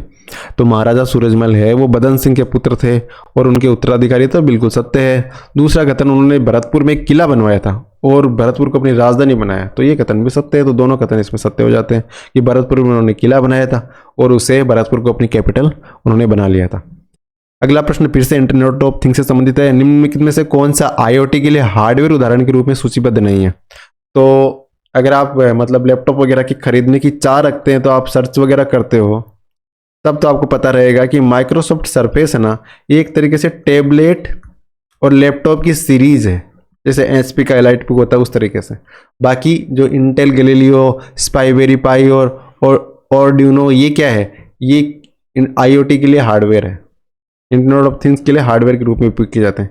जबकि माइक्रोसॉफ्ट सरफेस क्या है? ये एक तरीके से जैसे मोबाइल का एप्पल आईफोन 14, तो इस तरीके से एक सीरीज है वो माइक्रोसॉफ्ट सरफेस।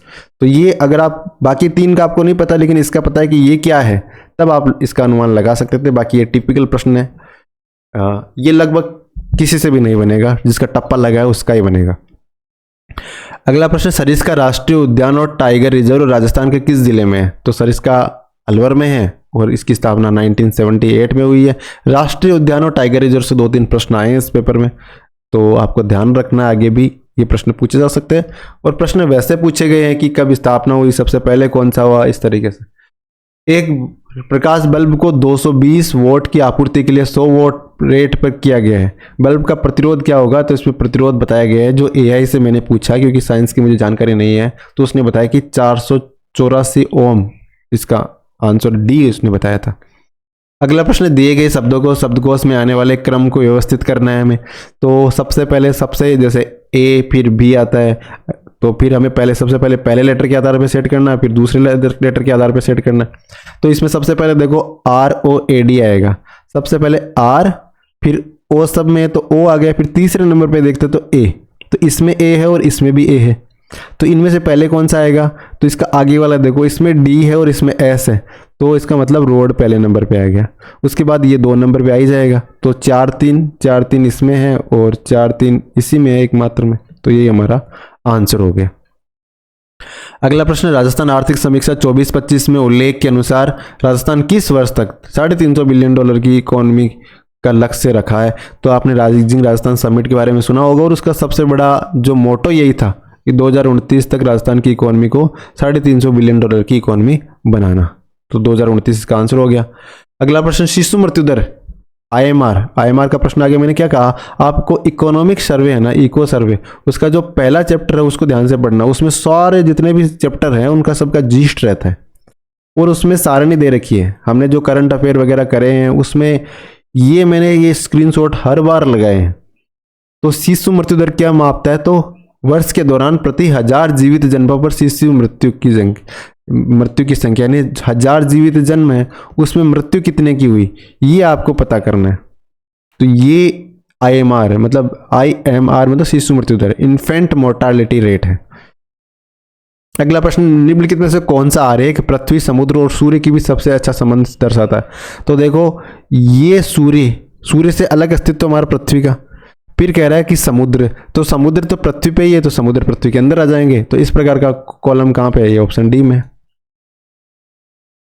अगला प्रश्न, कपिल मुनि का मेला कार्तिक पूर्णिमा को राजस्थान के किस स्थान में पड़ता है। अगर आप ने राजस्थान जीके पे बहुत ज़्यादा समय दिया है इस पेपर के लिए तो बहुत बड़ी गलती आपने करी है। वैसे देखो गलती कुछ नहीं होती, आपने कुछ सीखा ही है, कोई और अन्य एग्जाम में भी काम आ सकता है वो। लेकिन राजस्थान जीके के जो अच्छे प्रश्न पूछे जाने चाहिए वो नहीं पूछे गए इस पेपर में। कपिल मुनि का मेला कार्तिक पूर्णिमा को कोलायत में लगता है, बीकानेर में, इसका आंसर हो गया। अगला प्रश्न, कंप्यूटर की कौन सी डिवाइस डेटा को मानवीय पठनीय रूप में, मतलब कंप्यूटर का डेटा है और उसे मानवीय पठनीय रूप में कौन करता है। तो आपके सामने जैसे डेटा यहाँ से जा रहा है फिर वो मशीन के पास जा रहा है, मशीन से फिर आपके पास आ रहा है, तो किसके माध्यम से आ रहा है, कंप्यूटर स्क्रीन के माध्यम से आ रहा है। कंप्यूटर स्क्रीन क्या है या मोबाइल स्क्रीन क्या है, आउटपुट डिवाइस है, तो आउटपुट डिवाइस इसका आंसर हो गया। अगला प्रश्न, राजस्थान का कुल भौगोलिक क्षेत्रफल कितना है, यह है 34239। अगला प्रश्न, एक व्यक्ति की वर्तमान आयु उसकी माँ की आयु का 2/9 भाग है।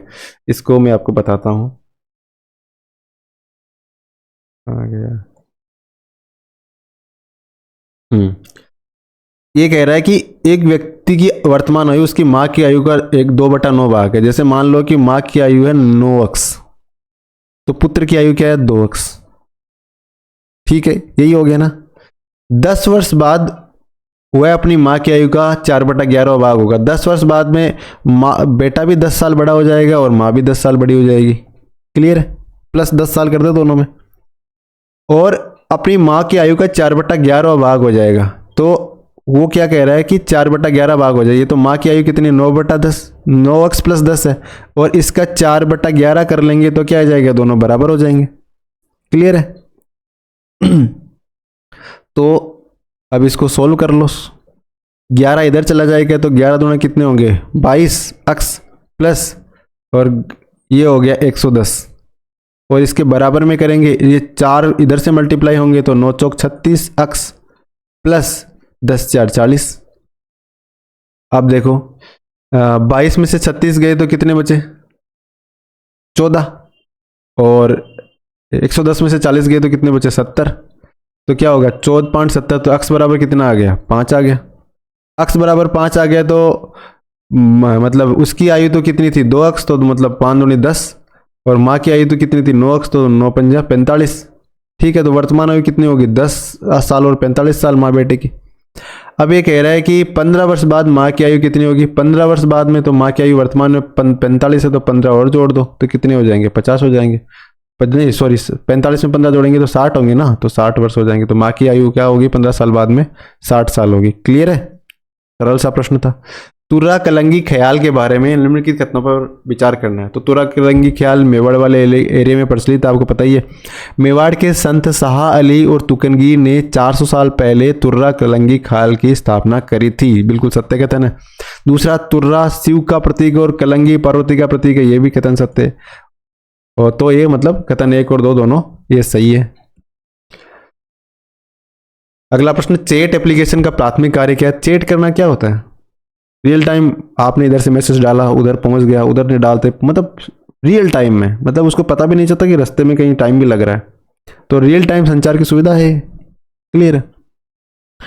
अगला प्रश्न है, n प्रकार के अर्धचालकों में दाता ऊर्जा स्तर चालन बैंड के ठीक नीचे क्यों स्थित होते हैं।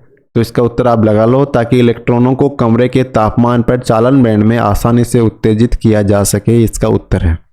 बाकी AI ने उत्तर बताया तो थोड़ा सा देख लेना। होली के अवसर पर पुरुषों और महिलाओं दोनों द्वारा किया जाने वाला निम्नलिखित में से कौन सा राजस्थान के लोक नृत्य में गोलाकार चाल और लाठी मारना शामिल है? तो गोलाकार चाल और लाठी मारना होली के अवसर पर तो गेर नृत्य होता है, तो गेर आंसर कर लो।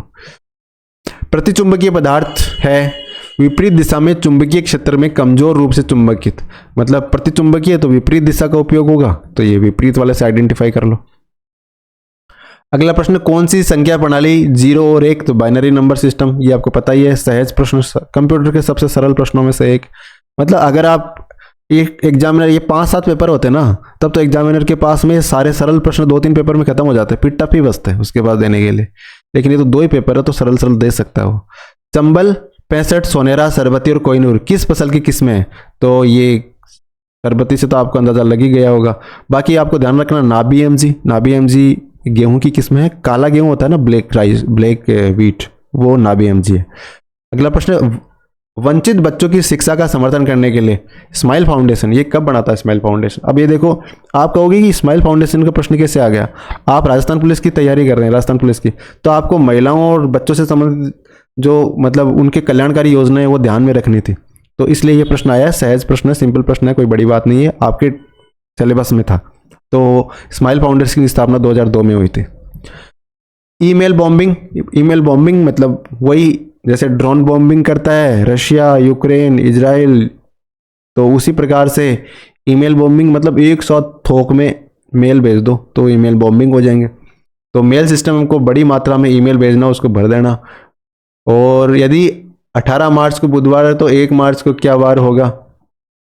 तो 18 मार्च को बुधवार है, ठीक है, तो 1 मार्च को क्या वार होगा? अब देखो, इसको या तो किस तरीके से कर सकते हो आप सब, या तो आप ऐसा कर लो कि 18 को बुधवार है, 18 से पहले कितने दिन हो गए? 17 दिन हो गए, और हर 7 दिन पे वार चेंज हो जाते हैं, तो 17 तो 7 दूनी 14, 2 बार तो पूरे वार आ गए, बच के 3 दिन, है ना। अब बुधवार से 3 दिन बैक चले जाओ तो क्या होगा? तो बुधवार से 3 दिन, एक तो मंगलवार, एक सोमवार और एक रविवार, तो क्या वार होगा उस दिन? रविवार होगा। अब यहां मत रुको, सिंपल अगर आपके कैलकुलेशन में अंगुलियों पे कर सकते हो तो एक बार इसको वेरीफाई भी कर लो कि सही है कि गलत है। अब 1 तारीख को रविवार है, 18 तारीख को बुधवार होगा कि ना? तो 15 की तो आप इसके तरीके से देख लो, 18 तक गिन लो आप, तो रविवार, फिर रविवार, सोमवार, मंगलवार, बुधवार, बृहस्पतिवार, शुक्रवार, शनिवार, दितवार, सोमवार, मंगलवार, बुधवार, बृहस्पतिवार, शुक्रवार, शनिवार, दितवार, फिर सोमवार, मंगलवार, बुधवार, तो 18 पे बुधवार आ रहा है, तो सही है, बैठ गया अपना। मतलब 1 तारीख को क्या वार होगा? रविवार ही होगा। बाकी अगर आप इससे देखते हो 18 को बुधवार, तो आप संडे, मंडे, ट्यूसडे इस प्रकार से सेट कर लो, लाइनिंग लगा लो और उससे सेट कर लो। लेकिन अगर ये तो चलो रेंज में काउंटेबल है, 15, 16, 17, 18 काउंट कर सकते हो। लेकिन अगर जैसे मान लो आपको 7 महीने का दे दे, 5 महीने का दे दे पीछे का डेटा, तो फिर वहाँ पे ये पॉसिबल नहीं होता। तो आपको ये फॉर्मूलेज भी ध्यान रखने होते हैं। पचपदरा रेल तेल रिफाइनरी किसका संयुक्त उद्यम है? तो एचपीसीएल और राजस्थान सरकार का है। 74% एचपीसीएल का, 26% राजस्थान सरकार। राजस्थान में विशेष आर्थिक क्षेत्र सेज अधिनियम कब आया था? तो 2015 में सेज अधिनियम आया था। और सेज अधिनियम आने के बाद में देखो अपना जो भिवाड़ी वाला एरिया है ना, बहुत ज़्यादा डेवलप हुआ है। अभी जो इकोनॉमिक सर्वे आया है उसमें पर कैपिटा इनकम को अगर देखते हैं तो सबसे ज़्यादा जयपुर से भी ज़्यादा अलवर की पर कैपिटा इनकम है। तो सेज का फायदा मिला हुआ है कि जैसे जयपुर में जैसे सीतापुरा सेज है। निम्नलिखित आकृति में प्रश्नवाचक चिन्ह के स्थान पे कौन सी संख्या आएगी? तो इसके अंदर इसका उत्तर 11 होगा। क्या होगा? 11। राजस्थान में सभी जिला मुख्यालयों पर स्थापित पन्नादाय सुरक्षा और सम्मान केंद्र का उद्देश्य क्या है? तो जिला मुख्यालयों पर पन्नादाय सुरक्षा और सम्मान केंद्र स्थापित किए गए, इसका उद्देश्य क्या है? महिलाओं को मनोवैज्ञानिक, आर्थिक और सामाजिक मुद्दों पर मुक्त परामर्श देना। यानी महिलाएं अगर आर्थिक उन्नति चाहती है, उनको मोटिवेशन करने के लिए, एक आर्थिक सहायता देने के लिए और सामाजिक मुद्दों पर मुफ्त के परामर्श देने के लिए पन्नादाय सुरक्षा और सम्मान केंद्र, जैसे मान लें किसी महिला को कोई शुरू करना उद्यम, तो वो वहाँ पूछ सकते, तो उसको वहाँ पे प्रक्रिया बताई जा सकती है कि आप इस तरह से बैंक में जा सकते हो, इन योजनाओं का फ़ायदा ले सकते हो, है ना। काउंसलिंग करने का कार्य ये करते, एक तरीके से कह सकते हैं। पन्नादाय सुरक्षा और सम्मान केंद्र जो हर जिला मुख्यालय पर स्थापित किए गए हैं। अगला प्रश्न, जब सीपीयू को कुछ डेटा की आवश्यकता होती है तो सबसे पहले क्या जांचता है? तो देखो, सबसे जो फास्ट मेमोरी होती है ना, वो कैश मेमोरी होती है। ठीक है, कैश मेमोरी मतलब सबसे रजिस्टर, फिर उसके बाद रजिस्टर होते हैं। तो सबसे पहले जो सीपीयू को कुछ डेटा की आवश्यकता होती है, सबसे पहले वो कैश मेमोरी को चेक करता है। राजस्थान की नदी प्रणाली के बारे में कथनों पर विचार करना है चंबल नदी को छोड़कर राजस्थान की नदी अल्पकालिक है, केवल बरसात के मौसम में बहती है। बिल्कुल सत्य बात है। बाकी राजस्थान की अधिकतर नदियां अल्पकालिक, अधिकतर के सारी मतलब अल्पकालिक नदियां हैं, बरसात के मौसम में बहती है, लेकिन चंबल नदी वर्ष भर बहती रहती है। अधिकांश नदियां हिमालय से निकलती है, नहीं हिमालय से तो वो घग्गर नदी एक आती है, बाकी तो अपने राजस्थान के अरावली पर्वत से निकलती है या मध्य प्रदेश साइड से आती है, तो ये कथन गलत हो जाता है दूसरा, तो कथन एक सत्य है इसमें। अगला प्रश्न, निम्नलिखित में से कौन सा राष्ट्रीय महिला सशक्तिकरण नीति 2001 का लक्ष्य नहीं है? तो नहीं है, ये आइडेंटिफाई करना था। तो विकास प्रक्रिया में लैंगिक परिपक्ष को मुख्यधारा में लाना, ये भी ये इसमें शामिल है। इसमें नागरिक समाज विशेष रूप से महिला संगठनों के साथ साझेदारी बनाना और मजबूत करना, ये भी है। और महिलाओं की उन्नति, विकास और सशक्तिकरण, ये उद्देश्य है। लेकिन स्पेसिफाई सशस्त्र बलों में महिलाओं की भागीदारी बढ़ाना, ये ऐसी कोई बात इसमें महिला सशक्तिकरण नीति 2001 में नहीं करी गई है, तो ये हमारा गलत हो जाता है। अगला प्रश्न है, निम्नलिखित में से कौन सा डेटा संचार का घटक नहीं है? डेटा संचार की बात कर रहे हैं तो प्रोटोकॉल, रिसीवर, प्रेषक होता है, स्कैनर नहीं होता है। स्कैनर क्या स्कैन करने का काम करता है, तो डेटा संचार, डेटा ट्रांसमिट करने का काम स्कैनर नहीं करता है। निम्नलिखित में से कौन सी माही नदी की सहायक नदी नहीं है? तो देखो बनास नदी नहीं है, ये चंबल नदी की सहायक नदी है। तो सोम, जाखम, मनास है, तो इसका मतलब ऑप्शन डी हो गया। सरल प्रश्न था। देखो इसमें अगर छोटी दूसरी नदी देते, बनास नदी की छोटी सहायक नदी, तो कंफ्यूजिंग हो सकता था, लेकिन यहाँ पे बनास नदी दिया जो मुख्य नदी है, तो ये बहुत सरल बन गया प्रश्न। फ्रैंकेल दोष का ठोस के घनत्व पर क्या प्रभाव पड़ता है? इससे घनत्व में कोई परिवर्तन नहीं होता है, ये इसका उत्तर है। अलग प्रश्न है, टिपिकल कह सकते हैं इसे। अगला प्रश्न, अजय पूर्व की ओर 24 किलोमीटर चलता है। अब अजय को भेजना पड़ेगा पूर्व की ओर।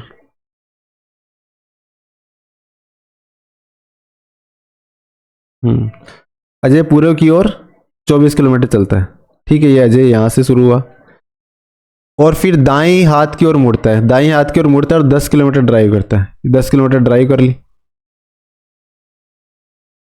और फिर दाएं ओर मुड़ता है और पश्चिम की ओर ड्राइव करता है। 10 किमी चलता है, यहां से 10 किमी चला, पश्चिम की ओर ड्राइव किया, ठीक है। फिर अपने बाएं मुड़ता और फिर बाएं मुड़ता है और 8 किमी चलता है।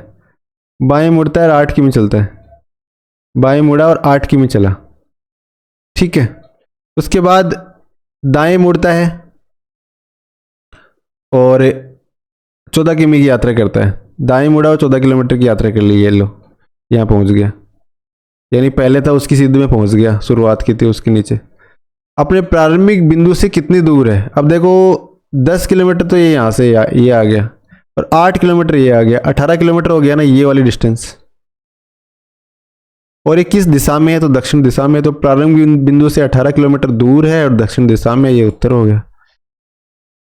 क्लियर है? अगला प्रश्न है, फॉरेंसिक तत्परता किसी संगठन को क्या करने में सक्षम बनाती है? तो फॉरेंसिक तत्परता यानी फॉरेंसिक प्रिपेयर्डनेस, ये संगठन को साइबर अपराधों को पूरी तरह से रोकने में सक्षम बनाती है, ठीक है। इंटरनेट क्या है? इंटरनेट कंप्यूटर, वैश्विक कंप्यूटर नेटवर्क, कंप्यूटरों का नेटवर्क है। सिंपल प्रश्न है। दी गई संख्या के अनुक्रम में गलत संख्या आइडेंटिफाई करना है। तो ये अगर आप देखोगे ध्यान से बहुत ज़्यादा पेचीदा नहीं है, लेकिन पेचीदा बन सकता है क्योंकि इसमें वैसा कोई लॉजिक तो बन नहीं रहा है। लेकिन ये 11 के मल्टीपल है, लेकिन ये 279 11 का मल्टीपल नहीं है, तो ये इसका उत्तर हो जाएगा। डेटा अवरोधन, संशोधन और चोरी को निम्न श्रेणियों में वर्गीकृत किया जाता है। अगर आप डेटा इंटरसेप्शन करते हो, उनको मॉडिफाई करते हो, उनका चोरी करते हो, तो ये डेटा अपराध में शामिल होगा। किसमें? डेटा अपराध में।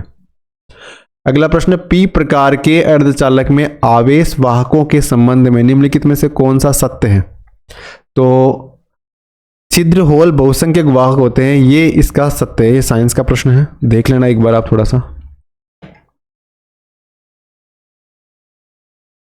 केवलादेव राष्ट्रीय उद्यान को किस वर्ष यूनेस्को ने विश्व प्राकृतिक विरासत स्थल घोषित किया? तो केवलादेव राष्ट्रीय उद्यान को 1985 में यूनेस्को में शामिल किया गया था। जंतर मंतर को देखो 2010 में शामिल किया गया। चीकू गाजराम यानी वो जो जिले हैं उनको 2013 में शामिल किया गया था। और उसके बाद में जयपुर का परकोटा, इसे 2019 में शामिल किया गया, ठीक है। ये आ सकता है आगे, इसलिए मैं बता रहा हूँ आपको। बाकी जो केवलादेव वाला 1985 जिसने भी आंसर मार्क किया उसका राइट हो जाता है। अगला प्रश्न, सवाई जयसिंह के बारे में निम्नलिखित कथनों पर विचार करना है। जयसिंह ने खगोल विज्ञान को ज्ञान बढ़ाने के लिए कुछ वेधशालाएं स्थापित की। 5 वेधशालाएं बनाई, दिल्ली में बनाई, मथुरा में बनाई, बनारस में बनाई, उज्जैन और जयपुर में। तो ये कथन सत्य है। दूसरा कह रहा है कि मुगल बादशाह अकबर ने उनका नाम सवाई जयसिंह रखा था। अरे अकबर कहाँ रखेगा, तो वो तो मिर्जा राजा जयसिंह के टाइम का था। ये था इसके औरंगजेब के टाइम, तो औरंगजेब ने रखा था। तो कथन एक सत्य है, ना कि दोनों। ये प्रश्न थोड़ा ठीक था, लेकिन जयसिंह से प्रश्न हर बार एग्जाम में आता, तो जयसिंह को तो आपको तैयार करके जाना है। वेब पेज एक्सेस के लिए मुख्य रूप से किस प्रोटोकॉल का उपयोग किया जाता है? तो वेब पेज में आप देखते हो तो वहां पे HTTP शुरुआत में, उसके बाद वेबसाइट लिखी रहती है, तो HTTP प्रोटोकॉल इसका आंसर हो जाएगा। अगला प्रश्न, राजस्थान सरकार की राज ईवोल्ट प्रणाली का प्राथमिक कार्य क्या है? तो नागरिकों के दस्तावेजों को डिजिटल रूप से संग्रहित करने के लिए। राज ईवोल्ट मतलब जो आप लोग डॉक्यूमेंट वगैरह है ना, उसको इसमें रख सकते हो, राज ईवोल्ट के अंदर। शुक्राणु जनन कहाँ से शुरू होता है? तो अगर आप मतलब पुरुषों में देखते हो तो शुक्राणु जनन होता है, और जब व्यक्ति तरुण होता है, युवा होता है ना, तब वो उसमें शुक्राणु जनन शुरू हो जाता है। ठीक है। कानूनी कार्रवाई के संदर्भ में फोरेंसिक तत्परता का प्राथमिक लक्ष्य क्या है? तो फोरेंसिक प्रिपेयर्डनेस का प्राथमिक लक्ष्य है सुनिश्चित करना कि साक्ष्य कानूनी परिणाम को सकारात्मक रूप से प्रभावित करें। ये इसका उद्देश्य है, यानी जो साक्ष्य है वो वेरीफाई हो सके और जो परिणाम है वो बेहतर हो सके, यही इसका लक्ष्य है फोरेंसिक प्रिपेयर्डनेस का। अगला प्रश्न, उपयोगिता स्तर पर इंटरनेट तक पहुंच कौन प्रदान करता है? तो इंटरनेट तक पहुंच कौन प्रोवाइड करेगा? तो इंटरनेट सर्विस प्रोवाइडर, ISP। सहज प्रश्न है, उसका ISP नहीं लिखा, उसका पूरा भी लिखा है, तो ये प्रश्न आप अंदाजा लगा सकते हो। आगे एक आरेख दे रखा है, उसमें आइडेंटिफाई करना 3 प्रकार की कैटेगरी है जिनको चित्रों से बताया गया है कि चाय पीने वालों को त्रिभुज से दिखा गया है, और व्रत से दिखा गया कॉफी पीने वालों, और जो आयत से दिखा गया है शराब पीने वाले। और उसमें उनको इंटरसेप्ट किया गया है कि जैसे कुछ लोग चाय भी पीते हैं, कॉफी भी पीते हैं, कुछ लोग चाय, कॉफी और शराब तीनों पीते हैं। तो ऐसे भी बंदे हैं कि तीनों पीते हैं। कुछ लोग सिर्फ एक ही कैटेगरी की सिर्फ शराब ही पीते हैं, वो बाकी बोले यार नहीं। तो आपको बताना क्या है इसमें कि चाय और कॉफी तो पीते हैं लेकिन शराब नहीं पीते, ऐसे कितने बंदे हैं? तो चाय और कॉफी, तो चाय तो त्रिभुज से, कॉफी व्रत से, लेकिन शराब में नहीं आना चाहिए। तो इसमें देखो ये त्रिभुज और ये व्रत का इंटरसेप्शन यहाँ पे हो रहा है, तो यहाँ पे चाय, कॉफी और ये दोनों पीते, 7 जने हो गए। इसमें कितने हो गए? 7। तो 7 इसका आंसर हो जाएगा। पिछवाई चित्रकला किस चित्रकला शैली से संबंधित है?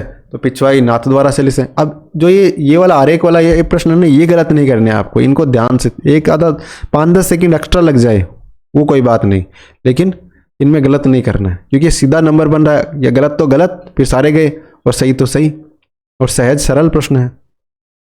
सेंसर नेटवर्क का प्राथमिक उपयोग क्या है? तो निर्णय लेने के लिए चरों की निगरानी करना, ये इसका प्राथमिक उद्देश्य है। जिसने भी ऑप्शन बी में इसका मार्क किया है उसका उत्तर सही हो जाता है।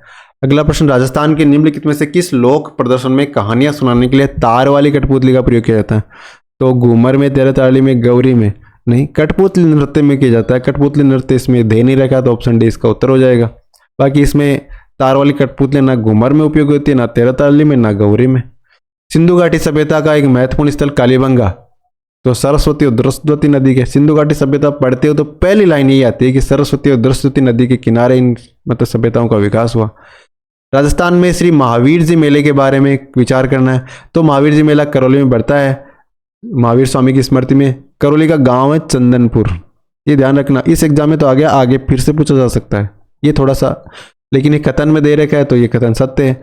दूसरा, ये बौद्धों का सबसे बड़ा, बौद्धों का थोड़ी होगा यार, जैनों का सबसे बड़ा मेला होगा, तो कथन एक सत्य है। कौन सा प्रोटोकॉल 2 सिस्टम के बीच फाइलों को स्थानांतरित करता है? फाइलों को, फाइल ट्रांसफर प्रोटोकॉल। फाइलों के बीच ट्रांसफर करने के लिए फाइल ट्रांसफर प्रोटोकॉल, सिंपल है। अगला प्रश्न, निम्नलिखित में से कौन सा ट्रांसपोर्ट प्रोटोकॉल एक विश्वसनीय बाइट स्ट्रीम सेवा प्रदान करता है? तो ट्रांसमिशन कंट्रोल प्रोटोकॉल है ना, ये मतलब बाइट स्ट्रीम सेवा प्रदान करता है। ये थोड़ा सा अच्छा प्रश्न है, अलग हटके प्रश्न है, सामान्य प्रश्नों से अलग है। कंप्यूटर आधारित अपराध क्या है? तो वैसे तो देखो पूरी तरह कंप्यूटर पर किया गया अपराध भी कंप्यूटर आधारित अपराध हो सकता है, और कंप्यूटर द्वारा सुगम बनाया गया अपराध भी कंप्यूटर आधारित अपराध हो सकता है, लेकिन हम ऑप्शन ए के साथ जाएंगे, ज़्यादा मुझे सही लग रहा है। दूसरा, ये पूरी तरह से अगर लिखा है ना तो हो सकता है कि कंप्यूटर का उसने उपयोग किया हो, लेकिन कुछ तो उन्होंने नॉन कंप्यूटर का उपयोग भी किया होगा ना। गाइनोशियम फूल में किस भाग का प्रतिनिधित्व करता है? तो गाइनोशियम जो है फूल के महिला प्रजनन, मतलब महिला प्रजनन का प्रतिनिधित्व करता है। ठीक है, तो इसने जिसने भी इसका उत्तर ऑप्शन सी महिला प्रजनन लगाया उसका राइट है।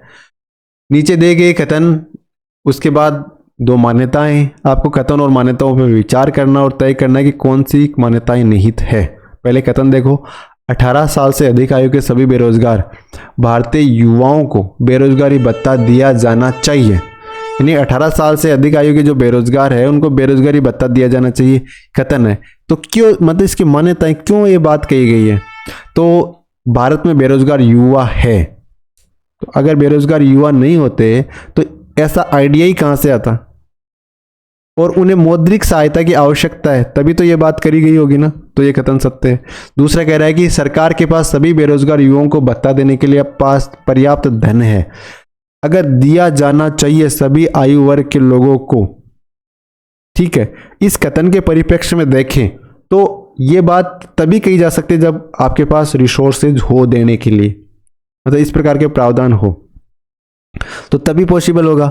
अब सरकार के पास आप ये नहीं कह सकते कि धन नहीं है ना। तो आपको इसी कथन को आधार मानना है, आपको वास्तविक दुनिया से नहीं देखना कि सरकार के पास है या नहीं, लेकिन इस कथन के आधार सरकार के पास पर्याप्त धन है। ठीक है, तो एक और दो दोनों मान्यता इसमें निहित होगी। अगला प्रश्न, राजस्थान सरकार के आई स्टार्ट कार्यक्रम का मुख्य उद्देश्य क्या है?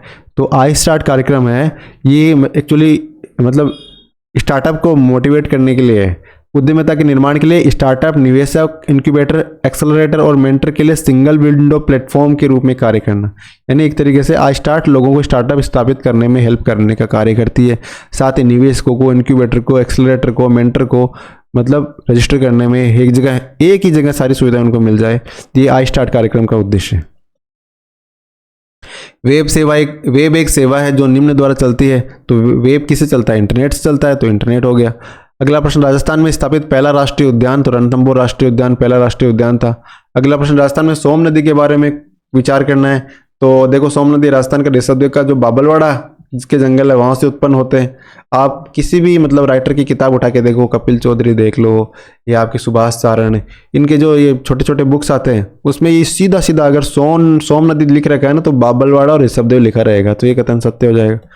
दूसरा, ये दक्षिण पूर्व में बहती है और माई नदी मिल जाती है, सही है, माई नदी की सहायक नदी है और डूंगरपुर की सीमा का ये डूंगरपुर की सीमा बनाती है, तो ये कथन भी सत्य है। तो तीनों कथन सत्य होता है, तीनों कथन 1 2 3 सभी सत्य है।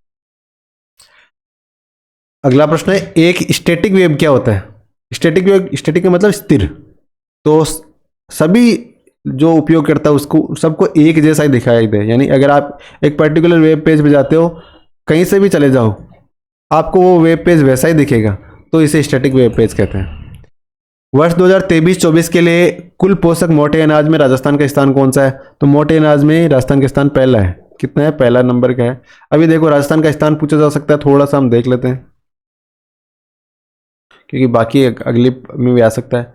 सबसे पहले एक राजस्थान पहले नंबर पे किन किन में है? तो राई सरसों में 1 नंबर पे, फिर बाजरा में 1 नंबर पे, कुल तिलहन में 1 नंबर पे और पोषक अनाज में 1 नंबर पे और ग्वार में 1 नंबर पे। तो राई सरसों तिलहन में आते, तो तिलहन में भी, फिर बाजरा में भी, फिर मोटे अनाज कह दो, पोषक अनाज कह दो, एक ही बात है, पोषक अनाज में, फिर ग्वार में। ठीक है, इनमें 1 नंबर पे। फिर 2 नंबर पे किस पे है? तो मूंगफली में है ना, मूंगफली में 2 नंबर पे, मूंगफली में 2 नंबर पे। और फिर 3 नंबर पे किस में है? तो जवार में, चना में और दलहन में और सोयाबीन में। जवार, चना, दलहन, सोयाबीन। आप चना में डाउट नहीं करना, इसमें हम 3 नंबर पे हैं। चना में दाने 2 ही होते हैं, लेकिन ये मतलब राजस्थान तीसरे नंबर पे, ये ध्यान रखना। ठीक है, सोयाबीन में भी हम 3 पे हैं, दलहन में भी 3 पे है। ठीक है, लेकिन देखो राई सरसों और तिलहन का तो राई सरसों तिलहन है, इसमें 1 पे है, और कुल तिलहन टोटल तिलहन जितने मिला के इसमें भी 1 में। बाजरा में 1 में होने डाउट नहीं है, गवार में 1 में होने डाउट नहीं है, मोटे अनाज में, क्योंकि बाजरा में 1 में तो मोटे अनाज में 1 पे हो जाएगी, कोई दिक्कत नहीं। ठीक है, 2 नंबर वाला सिर्फ मूंगफली में है ना, मूंगफली में दाने 2 ही है, ध्यान रखना एकदम। और बाजरे का एक इतना उत्पादन कितना होता है ओवरऑल? तो देखो 44.66% उत्पादन होता है, ये बाजरे वाला याद रख लेना। 4.66, 11 के मल्टीपल है ना।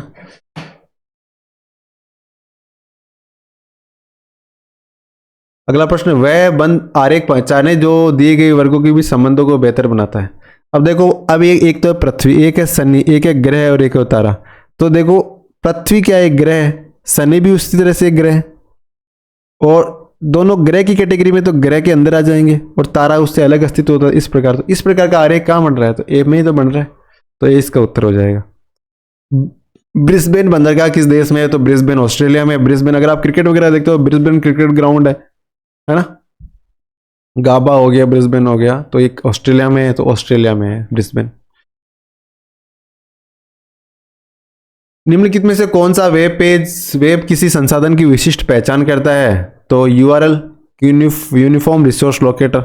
अब अगले पेपर में यूनिफॉर्म रिसोर्स लोकेटर की फुल फॉर्म आ सकती है। अब ये चारों फुल फॉर्म याद कर लो। HTML की आ सकती है, हाइपर टेक्स्ट मार्कअप लैंग्वेज, ये देख लो। उसके बाद IP का मतलब इंटरनेट प्रोटोकॉल, HTTP का hyper text transfer protocol. HTML और HTTP, इन दोनों में से कोई सा एक आ सकता है फुल फॉर्म के रूप में। राजस्थान विधानसभा को कौन बुलाता है, और यह सुनिश्चित करता है कि दो सत्रों के बीच अधिकतम, यानी दो सत्रों के बीच में 6 माह से ज्यादा का गैप नहीं हो सकता, ये राज्यपाल सुनिश्चित करते हैं। किस दूरसंचार पीढ़ी ने शॉर्ट मैसेज सर्विस यानी SMS और मल्टीमीडिया मैसेजिंग सर्विस की शुरुआत की थी, तो SMS वाला कॉन्सेप्ट 2G में आया था, ठीक है। फिर मल्टीमीडिया 3G में आया, फिर 4G में वीडियो की स्पीड थोड़ी बेहतर हो गई, 5G में मतलब आप फेस कॉलिंग हो रही है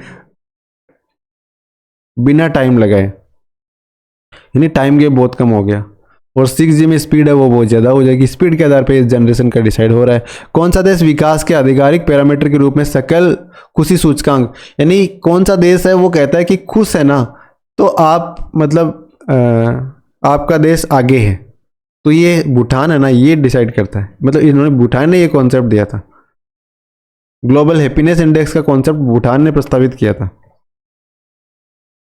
अगला प्रश्न,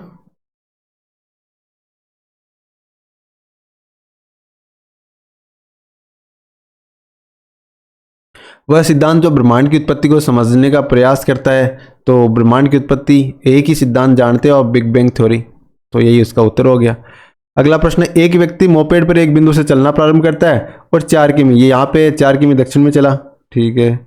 उसके बाद बाएं मुड़ जाता है, ये चल गए बाएं, और फिर 2 किमी चलता है तो 2 किमी चल दिए, फिर दाएं मुड़ जाता है, बाएं मुड़ जाता है तो बाएं मुड़ गया, हाँ, फिर दाएं मुड़ गया, 4 किमी चलता है, सही है, 4 किलोमीटर चल गया। तो वह किस दिशा में जा रहा है, तो दक्षिण दिशा में जा रहा है, इधर मुंह है ना उसका। इनको थोड़ा सा 5 सेकंड ज़्यादा लगाना आपने, लेकिन सही करना। राष्ट्रीय जलमार्ग 63 के बारे में कौन सा कथन सही है, तो राष्ट्रीय जलमार्ग 63 है, ये लूनी नदी पे, किस पे है, लूनी नदी पे, तो इसमें लूनी इसमें आ रहा है, तो ऑप्शन बी सही हो गया। क्लासलेस इंटरडोमेन राउटिंग CIDR का उद्देश्य क्या है, तो उपलब्ध IP पतों की संख्या बढ़ाना इसका उद्देश्य है। क्या है, उपलब्ध IP पतों की संख्या बढ़ाना। राजस्थान के अग्नि नृत्य के बारे में, तो ये बीकानेर चूरू जिले के जसनाती समुदाय के पुरुषों के द्वारा किया जाता है, तो बीकानेर और आसपास के क्षेत्रों में, तो चूरू बीकानेर के आसपास है, तो ये भी सही कथन सत्य है। दूसरा, ये केवल हिंदू त्योहारों जन्माष्टमी और होली पे किया जाता है, ये केवल वाला थोड़ा डाउटफुल लग रहा है, वैसे जन्माष्टमी होली पे किया जाता है, तो ये कथन भी सत्य है। दूसरा, अग्नि लोक नृत्य शाही दरबारों में महिलाओं के द्वारा किया जाता है, तो महिलाओं द्वारा थोड़ी किया जाता है, पुरुषों द्वारा किया जाता है, तो 1 और 2 जसनाती संप्रदाय के जो पुरुष है वो करते हैं इसको, तो ये 1 और 2 सत्य, तीसरा असत्य। 4 विकल्पों में से उपयुक्त आकृति का चयन करना। इसमें देखो, एक इस प्रकार से एक लकीर निकली हुई बाहर, नहीं 2 लकीर, एक में 3 लकीर, एक में 4 लकीर, तो आपको हर कॉलम में से सेट करना है। तो इसमें ये मतलब इसमें 2 का आ गया, 4 का आ गया, लेकिन 3 का नहीं है, तो इसमें डी हो जाएगा। किससे मैच करोगे तो इसका उत्तर ऑप्शन डी हो जाएगा। आसानी से देखते ही आपको इसका उत्तर मिल जाएगा। गुहिल वंश के बारे में निम्नलिखित कथनों पर विचार करना है। गुहिलों ने मेवाड़ पे शासन किया था, बिल्कुल किया था। उदयपुर, राजसमंद, चित्तौड़, प्रतापगढ़, इसके आसपास के क्षेत्र को मेवाड़ के नाम से जाना जाता है, तो बिल्कुल मेवाड़ के नाम से जाना जाता है। पंचायती राज संस्था के चुनाव के बारे में निम्नलिखित कथनों पर विचार करो। तो पंचायती राज के पहले चुनाव है ना 1960 में हुए थे, तो बिल्कुल सत्य है। और पहला चुनाव में पंचायती राज विभाग ने करवाए थे, निर्वाचन उस समय नहीं होता था। जब ये तो 73-74 संविधान संशोधन आने के बाद राज्य निर्वाचन आयोग का गठन हुआ था, तो उससे पहले पंचायती विभाग द्वारा चुनाव आयोजित किए जाते थे। उतनी पारदर्शिता इसमें होती नहीं थी उस समय। तो ये दूसरा कथन भी सत्य है, तो पहला और कथन दूसरा दोनों सही है। अगला प्रश्न है, पी प्रकार और एन प्रकार स्लैब का भौतिक संयोजन एक कार्यात्मक पीएन जंक्शन क्यों नहीं बना सकता? कारण है इसका सतह खुरदरापन परमाणु स्तर की निरंतरता को रोकता है, ये इसका आंसर है। ठीक है, ऑप्शन ए। निम्नलिखित में से कौन सी वायरलेस तकनीक नहीं है? तो देखो, वाईमैक्स वायरलेस है, वाईफाई वायरलेस है, ब्लूटूथ वायरलेस है, नहीं ट्विस्टेड पेयर की बात कर रहा है, इस तरह से पेयर की बात कर रहा है, तो इसमें वायरलेस थोड़ी है, तो वायर्ड है। वर्ष 2023-24 में भारत के कुल तिलहन उत्पादन में राजस्थान का स्थान, अब ये देखो दूसरा प्रश्न आ गया उसी से, प्रथम स्थान पे तिलहन पे, और राई और सरसों में भी पहले स्थान पे, बाजरे में पहले पे। लिंक स्टेट रूटिंग का प्राथमिक उद्देश्य क्या है? प्रत्येक नोड को किसी भी गंतव्य के लिए सबसे कम लागत वाला मार्ग खोजने में सक्षम बनाना। ये लिंक स्टेट रूटिंग है, इसका प्रमुख उद्देश्य है, ऑप्शन बी। प्रत्येक नोड को किसी भी गंतव्य के लिए सबसे कम लागत वाला मार्ग खोजने में सक्षम बनाना, ये उत्तर हो गया। अगला प्रश्न है, निम्नलिखित में से किस देश ने ग्लोनास एक जीपीएस तकनीक है, ग्लोबल पोजिशनिंग सिस्टम, जैसे ये अपनी भारत की क्या है, नाविक है ना, उसी प्रकार से ये ग्लोनास किसकी है? रूस की है। और जीपीएस किसकी है? ये अमेरिका की, ग्लोबल पोजिशनिंग सिस्टम अमेरिका की है। 1956 में किन दो शासकों ने चंपानेर की संधि पर हस्ताक्षर किए थे? तो देखो, चंपानेर की संधि ध्यान रखो 1956 में हुई, पहली बात तो। दूसरी, मालवा के मोहम्मद खिलजी प्रथम और गुजरात के कुतुबुद्दीन के मध्य हुई थी। ठीक है, ऑप्शन सी इसका उत्तर हो गया। अगला प्रश्न है, निम्नलिखित में से कौन सा अक्षर समूह में दी गई श्रृंखला में प्रश्न चिन्ह के स्थान पे आएगा? तो ये देखो, डी, सबसे पहले इसे आइडेंटिफाई करो। ये डी, ये 4 नंबर का, फिर एच 8 का, फिर एम 13 का, फिर एस 19 का, फिर ये देखो 4 से 8 के बीच में 4 का फर्क, 8 से 13 के बीच में 5 का फर्क, 13 से 19 के बीच में 6 का फर्क, और फिर इसके बाद में कितने का फर्क आएगा? 7 का आएगा ना। तो 1907 कितने होते हैं? 26 होते हैं, तो जेड आएगा। उसके बाद में अगला एम के बाद में क्यू, यानी एम 13, क्यू कितने नंबर पे? 17 नंबर पे। फिर क्यू के बाद में वी 22 नंबर पे, और फिर बी 2 नंबर पे। तो 13 से 17 करेंगे तो +4, फिर 17 और ये 22 के लिए +5, फिर 22 और बी तक +6, अब +7 आएगा। बी +7 कितना होता है? बी तो 2 नंबर, 7 नंबर जोड़ेंगे तो 9 होता है, आई 9 होता है, तो आई हो जाएगा। तो जेड आई किस में आ रहा था? डी में आ रहा था, ये इसका उत्तर हो गया। भारतीय संविधान में संशोधन की प्रक्रिया किस देश के संविधान से लेगी? तो संविधान संशोधन का जो कॉन्सेप्ट है वो साउथ अफ्रीका से लिया गया। किसमें? South Africa. अब भारतीय संविधान के सोर्सेज आपको ये देखने हैं, मतलब इस प्रश्न का मतलब क्या है? भारतीय संविधान के सोर्सेज आपको पता होने चाहिए, कौन सी चीज कहाँ से ली गई। जैसे नीति निर्देशक तत्व कहाँ से लिए हैं, जैसे मौलिक अधिकार कहाँ से लिए, मौलिक कर्तव्य कहाँ से लिए, ये सारी चीजें अगले पेपर में आ सकती हैं। निम्नलिखित में से कौन सा वेद ईमेल प्रदाता नहीं है? तो आउटलुक मेल प्रदाता है, याहू भी है, जीमेल भी है, लेकिन पाइथन नहीं है। पाइथन तो कोई लैंग्वेज होती है। नीचे दिए गए 3 कथनों में पहले 2 कथनों के आधार पर तीसरा कथन सत्य या असत्य हो सकता है। तो आपको ये देखना है कि तान्या एरिक से बड़ी है, जो तान्या है वो एरिक से बड़ी है, यानी एरिक बड़ा है तान्या बड़ी है एरिक से, और क्लिप तान्या से बड़ा है, और क्लिप है ये तान्या से बड़ा है। ये कह रहा है कि एरिक क्लिप से बड़ा है, एरिक है वो क्लिप से बड़ा है। अगर ये कह रहा है पहले 2 कथन सत्य है, यानी ये बात पूरी तरह से सत्य है, तो ये बात तो पूरी तरह से असत्य हो जाएगी कि एरिक कैसे, मतलब ये जो एरिक क्लिप से कैसे बड़ा हो सकता है? क्लिप तो सबसे बड़ा है, ये कैसे हो सकता है? पहले 2 कथन से अगर सत्य मानने हैं तो ये गलत हो जाएगा। तो दूसरा जो एक कथन है ना, पूरी तरह से असत्य है, तीसरा कथन। अगला प्रश्न है, फिशिंग ईमेल आमतौर पर चुराने की कोशिश करते हैं। तो फिशिंग ईमेल में क्या होता है? पासवर्ड, वो क्रेडिट कार्ड की जानकारी वगैरह चुराने का काम करते हैं, तो ये फिशिंग ईमेल वाला बात होगी। अगला प्रश्न है, निम्नलिखित में से कौन सा केंद्र शासित प्रदेश लक्षद्वीप की राजधानी है? तो राज्यों और केंद्र शासित प्रदेशों की राजधानी याद रखनी है आपको। लक्षद्वीप की राजधानी कौन सी है? पोर्ट ब्लेयर है। सर्च इंजन का प्राथमिक कार्य क्या है? तो उपयोगकर्ता की रुचि की जानकारी खोजना। सर्च इंजन जैसे गूगल, बीइंग, याहू, ये सारे सर्च इंजन है, तो उपयोगकर्ता को रुचि की जानकारी खोजने में सहायता करते हैं। इसका उत्तर ऑप्शन बी हो गया। और आज के वीडियो का अंतिम प्रश्न है, इंटरनेट के संदर्भ में ऑटोनोमस सिस्टम एएस क्या है? तो एएस एक नेटवर्क है जो एकल इकाई अक्सर आईएसपी द्वारा, यानी इंटरनेट सर्विस प्रोवाइडर द्वारा स्वतंत्र रूप से संचालित होता है। ऑप्शन बी इसका राइट हो गया। तो जैसा कि आपने देखा कि जो 150 प्रश्न है उसमें से 90 के आसपास इजी प्रश्न है, 30 के आसपास मॉडरेट है, और 20 के आसपास टिपिकल प्रश्न है। आपको कोशिश करना है समझते हुए अधिकतम प्रश्न करने की, क्योंकि कट ऑफ थोड़ी हाई रहने की संभावना है। बाकी आप अपने विवेक पे, अपनी तैयारी पे, टेस्ट सीरीज में जैसे आपके स्कोर आ रहे हैं उस प्रकार से आप प्रश्नों को कर सकते हैं। बाकी पढ़ते रहिए, देखते रहिए, चैनल को सब्सक्राइब कर लीजिए। All the best.